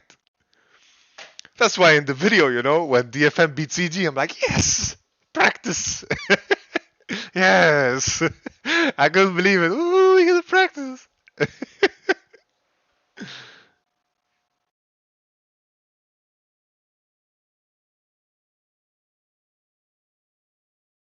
And guys, oh my god. When I said that we're gonna have some practice, bro, what a myth that was. Bro, we the thing is we fly to New York. The next day we have to wake up at 8 a.m. PCR test in the nose. Fine. For the safety of the public. For the safety of the public. We're gonna do these PCR tests at 8 a.m. But my players also have media day. They are gone from 9 to 5. And that's the day before we play. That's the day before we play C9 in the first opening match. I will just have media day. And then I'm like, are we scrimming the only day we have? Or are my players just gonna run it down because they have to wake up at 8 a.m.? It was a mess. Bro, I have two players have COVID. They come in late. We had media days on media days, and I don't know. We were hit with so much bad luck, bro. And then on this test, right? Like we take another test after the first initial part of the group stage, and I test, bro, and I test positive. I test positive, man. I test positive. I have to sit in my room. The writer that comes, the guy that did the test, I'm like, dude, there's no way I am positive. I feel fantastic, man. I feel blessed. Please give me another test. I have to wait hours, wait. I get my test next morning. The guy said in my eyes, it's like the odds of you being false positive is non-existent. I was like, I've been false positive plenty of times. Try me, baby. And I was starting to think of some shitty theories. Like the night before, I tried some candies called Sour Patch Kids, and I thought maybe that's it. Maybe that's why I'm positive for some silly ass reason. It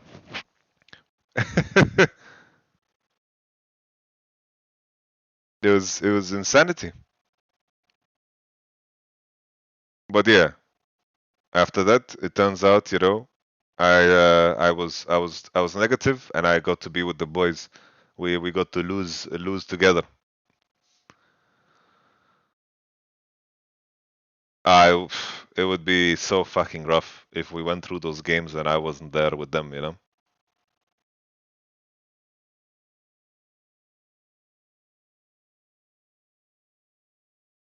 But yeah, it turned out that a lot of players were actually positive and are actually sick. Like RNG are completely messed up. Yeah, so to like summarize all of the craziness of this world, okay? And this is no way making excuses. No way. Like the results are true to what we were as a product of as a team, and in no way or form would I like make excuses. No fucking way. Like we had our own fucking issues. We had a hard time dealing with them. We did the best we could. We presented the best version of ourselves that we could, and we lost fair and square. Okay? Let me just make that clear before I tell you guys this next part. So the first thing, the scheduling was a fucking mess. Playing play-ins after being in first place, that was fucking hell. Okay? That was fucking hell. Two things, two players had COVID. We missed practice, and then I told you guys about the unlucky scheduling with the media days and the PCR tests and so forth. So our 4 days of only practice, and then we had the we had the practice, and then we had of course the situation with the content. That was fucking rough. And then we play, bro. The day we were supposed to play, the first day with Rux, bro, half the team test positive. I test positive. Wunder test positive. Upset test positive, and also humanoid test positive. So 5 people test positive. We had to play. We were not on stage. You guys remember the first day? Rux was not on stage. We were playing in hotel rooms. But honestly, the setups in the hotel rooms were fucking blessed. The next morning, all of us were negative. It turned out it was a false positive that we all got. Apparently, they fired the firm. The firm was complete hot garbage. It was a mess. On top of that, our PCs, bro, we're screaming, and I'm watching my players scream, and legit, I see Razork. He's playing Maokai. He's pressing Ult, and his PC goes to 20 FPS. 20 FPS. And we had like these technicians that came over and over again. I'm like, please, can we update our computers? Because basically, each computer is a mirror. And if you reboot the computer, it rolls back to the initial mirror, right? So it always resets, reboots back to the initial version. Because basically, the practice computers, the computers we were having, are the computers that we use as stage at some point. And then I hear stories about how FNATIC, like not FNATIC, I mean Riot was planning to retire these computers after this Worlds, and they just gave them like one last electric boogaloo. And and we had these shitty ass PCs. These PCs, their drivers were not updated. Like I opened my GeForce and the drivers were not updated since fucking May. And I'm like, guys, let me update the drivers, let me do something. And the only thing they did was they went into the BIOS and they enabled, what's it called? The XMP thing. I don't remember what the name is. When I see it, I recognize it because I've done it myself. This is the only thing we did. And we kept complaining. And the main thing is, always when we were dealing with people, when we had issues, they like didn't believe us. We're like, yo, yeah, XMP 2.0. We when we were saying, yo, our FPS is shit. Please, we need help. We need help. I spoke. They're like, they like didn't believe me. I'm like, guys, the FPS is dropping. It's dropping really low. Please help us. We need new computers. We need something here. And the crazy thing was, they didn't believe me. They're like, please record it. I'm like, whoa, you don't believe me? Like, why would I lie?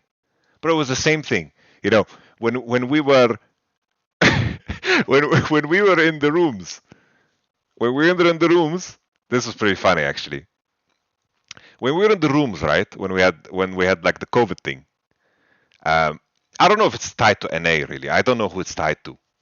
It's like the people that I'm interacting with on the ground. They are trying their best, right? And God bless, when we were in New York, our PCs were fantastic. But it was also something weird. It was only TR that lagged as fuck. Like TR FPS was garbage. But like the main server, retail server, whatever you want to call it, the main server, this server was okay.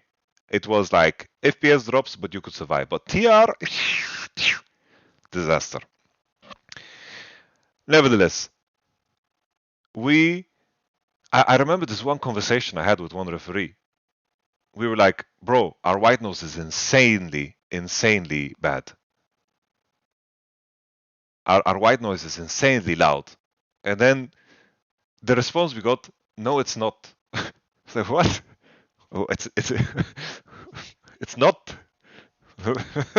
What?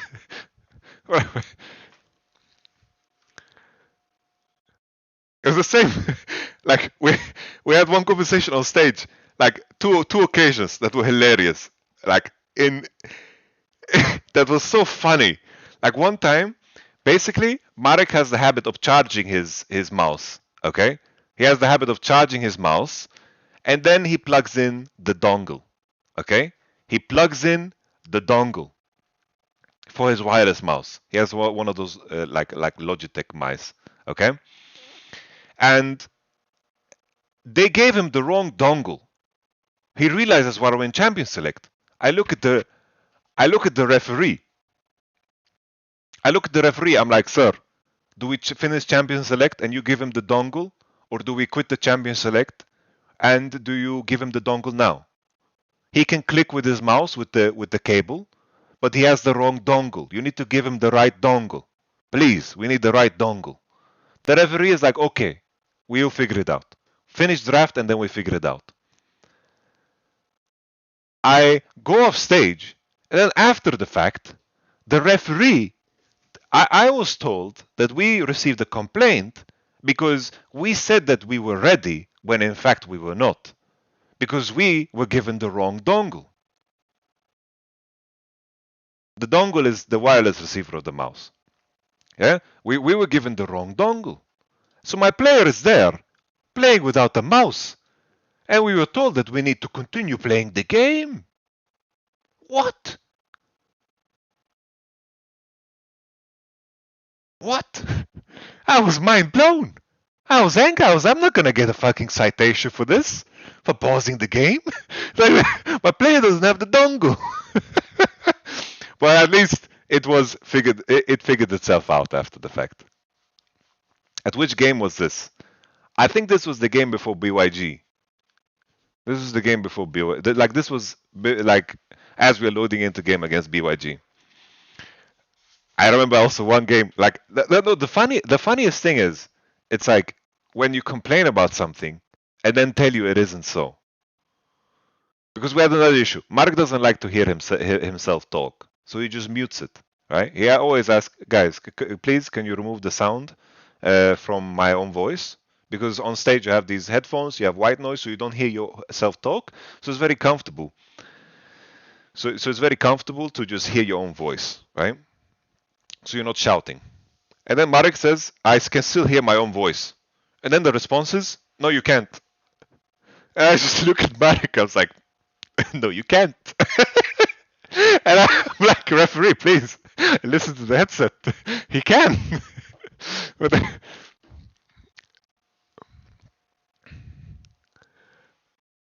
there was also one occasion, I'm like, referee, you can't hear us. I'm like patting on his back. I was like, referee, you can't hear us. We can't hear you. Can we have to fix it? We don't hear you. And then he's like, are you pressing the button? I'm like, yes, I'm pressing the button. And then he tells the players, he's like, players, can you put your microphone close to your mouth? We're like, no, man, that's not the issue. It just doesn't work. I was mind blown. It was funny, but they fixed it. They fixed it in the end. We had good games. It was just funny, I don't know, like the amount of curveballs that were coming our way was mind blowing. It was mind blowing. Like curveball after curveball. Like, it was insane.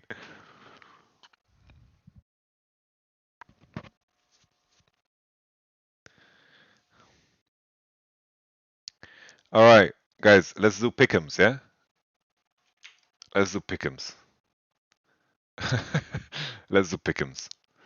All right, guys. So let me show you my Pickems.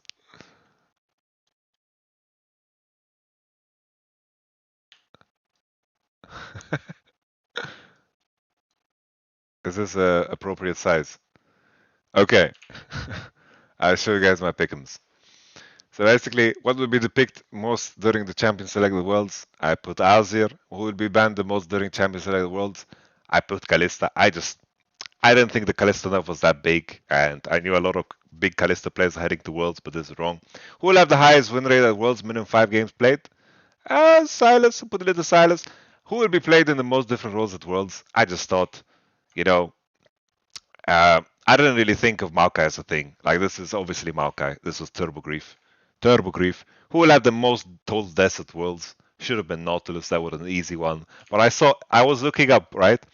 Every world support was spamming Rel in solo queue. And I was like, Rel is like, she walks around with a diaper. She jumps in, dies. Like, this is the suicide champ deluxe. But Nautilus is definitely the one. Who will have the highest KD at Worlds? I just picked Ruler. 369, who will play the most different champs at Worlds. This guy plays fucking everything. Who will get at least one pentakill at Worlds? I put Ruler 2. Who will get the most first blood at kills at Worlds? I put Kanavi. This guy is a fucking demon when it comes to getting first blood. And then who will get the most kills in a single game of Worlds? I just put it as a Viper. Which team will win Worlds? I put EDG. Which team will group first place? Blah blah blah blah blah. This doesn't matter. I guess everyone's here for this anyway. All right. So plain and simple. Plain and simple for me. I think JDG is going to beat Rogue. I think Rogue will face a similar issue to us, in the sense that I think they will reach a wall in terms of how far their identity will take them. I think it was showing a little bit already in.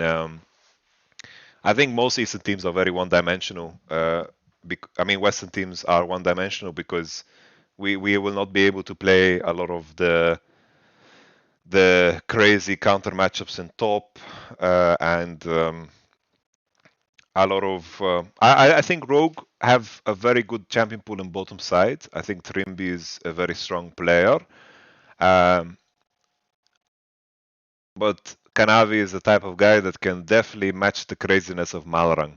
But Malrang is creative enough to grant you victories. So I would say that this will go like 3-1 with Malrang creating some absurd advantage, or maybe Trimby finding like a very good support pick that is really going to tie it together, and the top side of Rogue finding very stable champions that work for them. As you can see, it's like the mages in the mid lane, the tanks in the top side is something that's working very well for Rogue, right?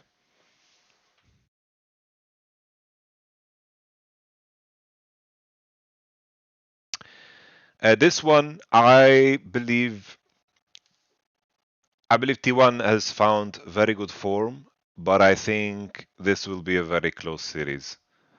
I think in terms of mid laners, I think they're quite evenly matched, and I think the most dangerous thing about T1 right now is how fucking good Zeus is playing. I think Zeus is the best performing top laner at the World Championship, and top lane has been very relevant in at World so far.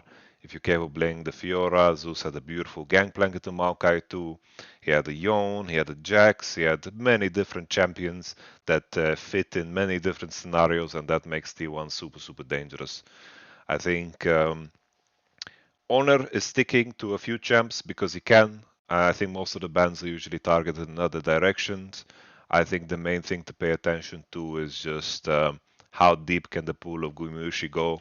I believe though that T1 is the favorite here, but I think it's a very slight favorite. I think the series will be very close because I think in terms of macro, RNG is insane. And then there's also the bonus that not the bonus, but RNG is suffering from some heavy fucking COVID right now. So that's like really, really tough, right? And that's something that you have to figure out. You know, that's something you just have to figure out. I think Owner plays League in a way where he just has many lanes to play for. He's going to get his bot lane ahead or his top lane ahead. I think here this is a series where I think Zhao Hu is not the type of player that is going to punish Faker super hard. But I do believe that RNG is very good at finding timings together with jungle support and mid, and that's where they become very dangerous. I feel like RNG is more cohesive as a team and find advantages together as a team a lot better than T1, but T1 individually are bubblicious. Very, very good. Um, my heart is telling me T1 though, but I think this is awfully close. Like I could legit flip the coin here too.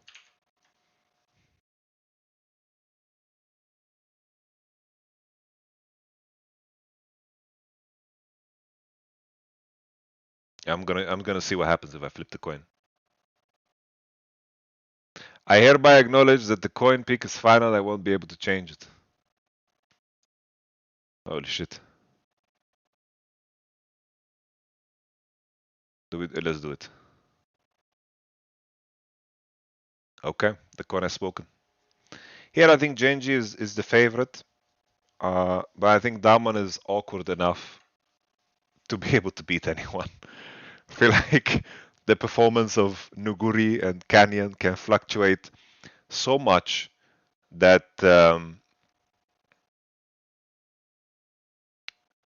that they can definitely win games. Like Genji is not so happy with this group draw. Uh,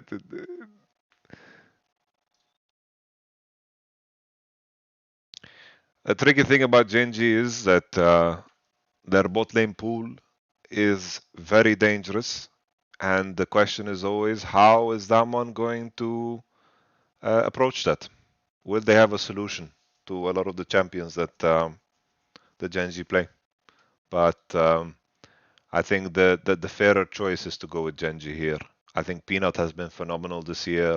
Chovy is an absolute monster, and the Genji bot lane is absolutely insane.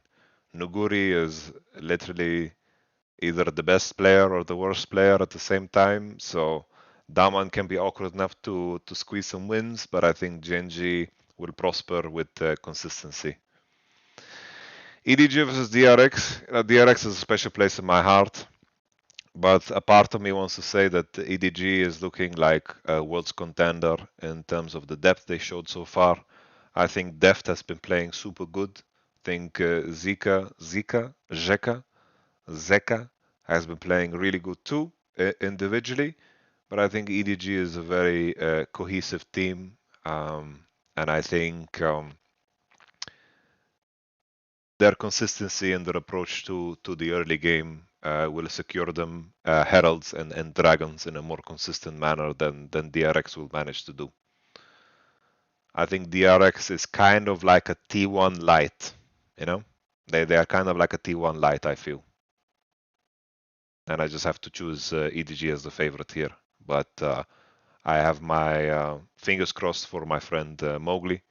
I believe that maybe they can pull off some crazy draft ideas that won't allow EDG to follow through on a very consistent game plan.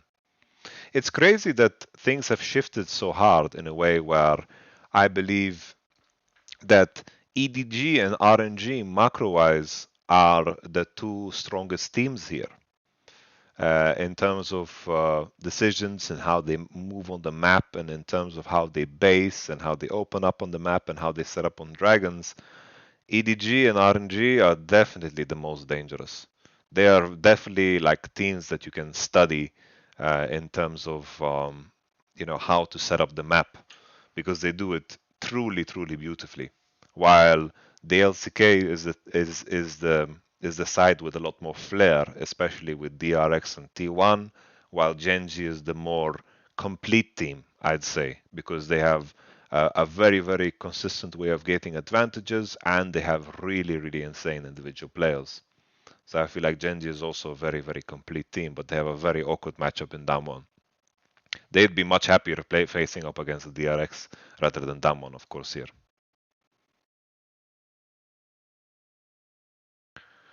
Okay, that's it for my pick'em.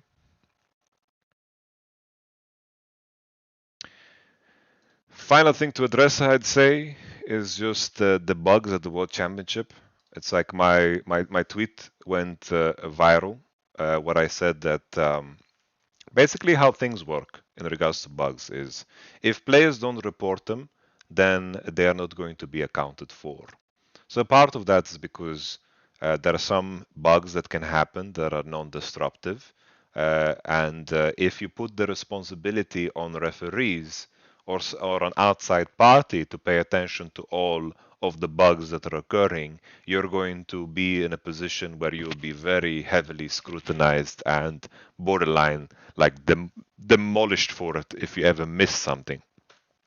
So in you of course you can't employ retroactive fixing. That's something that just can't happen. You can't just go back after the fact and say, yo, we are going to start this game over. That's just not going to happen, right? That's just too difficult.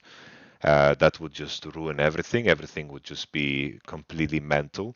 Putting all the responsibility on referees would also be mental. Most of the referees, like some referees I know are high elo, but some referees don't play league at all. And most of the time, the referee's job on stage is to convey information to whoever needs it backstage, and to make sure that the players go through with a checklist, meaning they make sure that they have everything that they need, the seat is adjusted, screen is adjusted, sound is adjusted, and all those things, so the players are ready to play. And then they are standing behind just to make sure that rules are followed in the case of, for example, a pause. If there's a pause, players are not allowed to speak, right?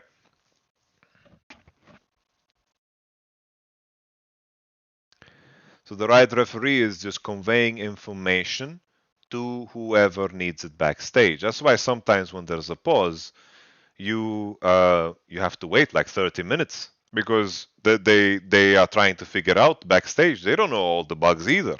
The people backstage don't know the bugs either. They don't know all the problems and the bugs in the game.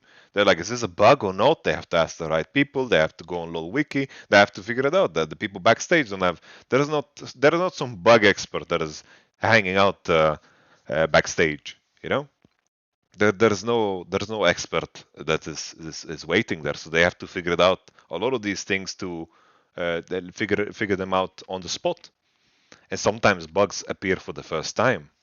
It's like you remember, guys, that game when we played against XL and we had a Samira that was ulting. She had GA, and just because an Azir ult killed her, she kept ulting and Azir died. And that was an interaction that we had maybe seen once in Scrim, but we didn't bother reporting it because we kind of laughed it off and we didn't give a shit about it. That game we had soul point spawning, we were doing Nash and we were 10k gold ahead, but God bless XL, we can remake the game, and you can get something 25 minutes if you want. No problem. I give you that one. The funniest thing about that one, though, was that in the rules it says if a remake is to be made, it should be remade right after the game that was played. But they moved us till after the game or match of the week because of viewership reasons, and the rule book was not followed through on, which made me very angry. Felt like the remake and everything within the rule set was completely fair, but the fact that they moved our game forward was really bad, in my opinion. Nevertheless, I believe that coaches should be allowed to request pauses after major events in a game. I should be able to click a button, I want to request a pause, and then in my mind they should just pause the game and allow me to review it um, with the referee staff in place without me talking to the players, of course. Allow me to point out a bug, you know? It could be abused, yeah, could be. Like if it's not a bug, you should get like a citation or something, you know? You should get like a warning, and then maybe after you lose a ban, so you don't fuck around with it, you know?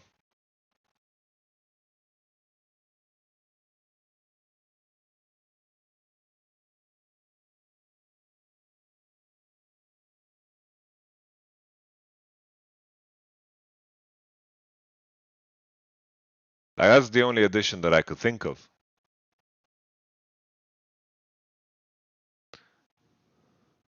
Yeah, like you need to be very harsh and stingy with it. Like if I pause and it turns out not to be a bug, like murder me on the spot, you know? That's where my head is at. What do citations do for coaches? Sometimes you lose bans, sometimes you get fines.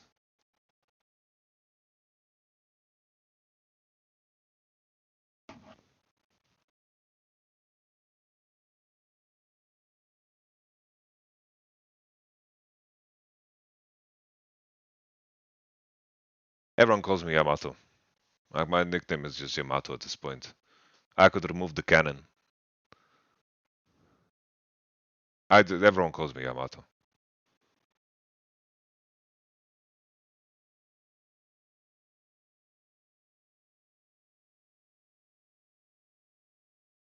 But hey guys, I wanted to ask you finally as I round off the stream. Um, I hope that you guys.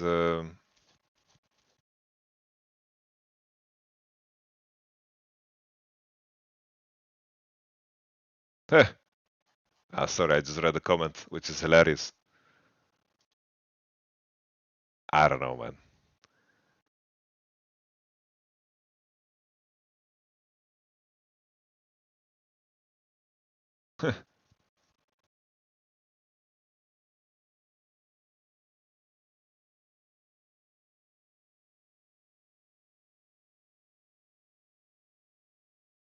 No, I just read a comment that was very distracting and hilarious. Well, what do you think of the statement that Hilly can't play enchanters at a high level? Wouldn't be right to give him just engage even. I think it's just like a narrative. It's like, you know, Hilly has bad games on engage supports too. Hilly has great games on enchanter supports, great games on melee supports. Both is true.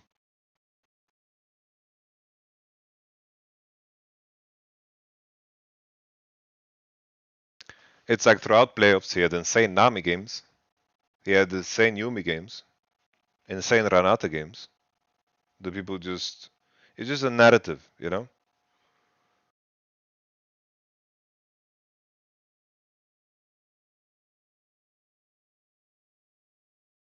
It's like Hilly not being able to play enchanters is like, oh, LPO can only play aggressive. They team fight, team fight, team fight, team fight. But this is not, this is a very simple way of viewing things, you know?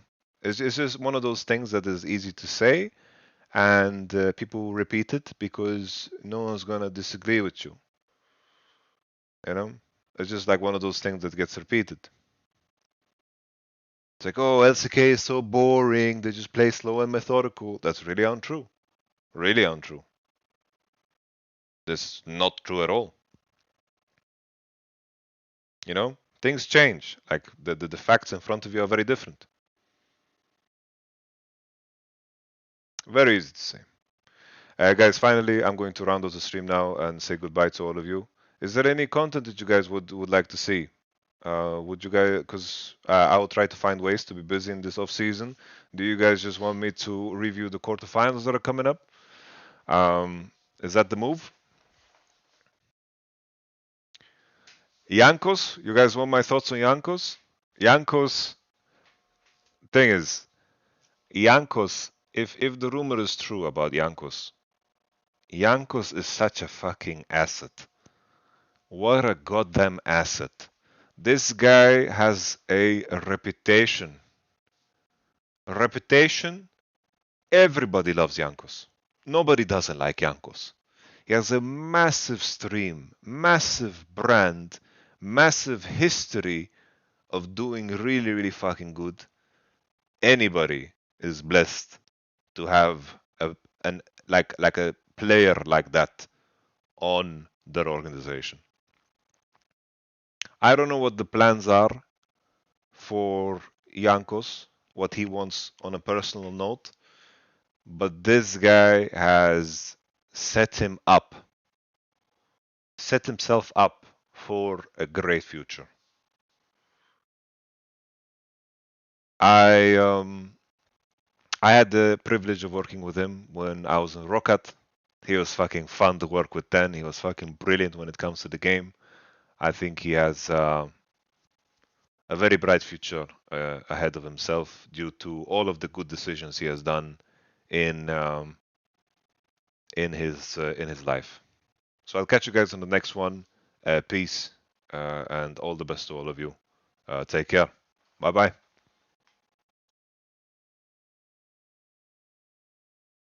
Who do we host? Do we host someone? Where do you guys want to go? Well, we can't host people anymore. We have to raid them. We just raid Cadra.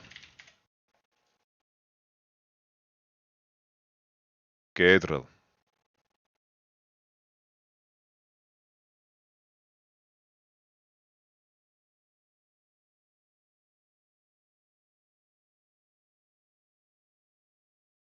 See you.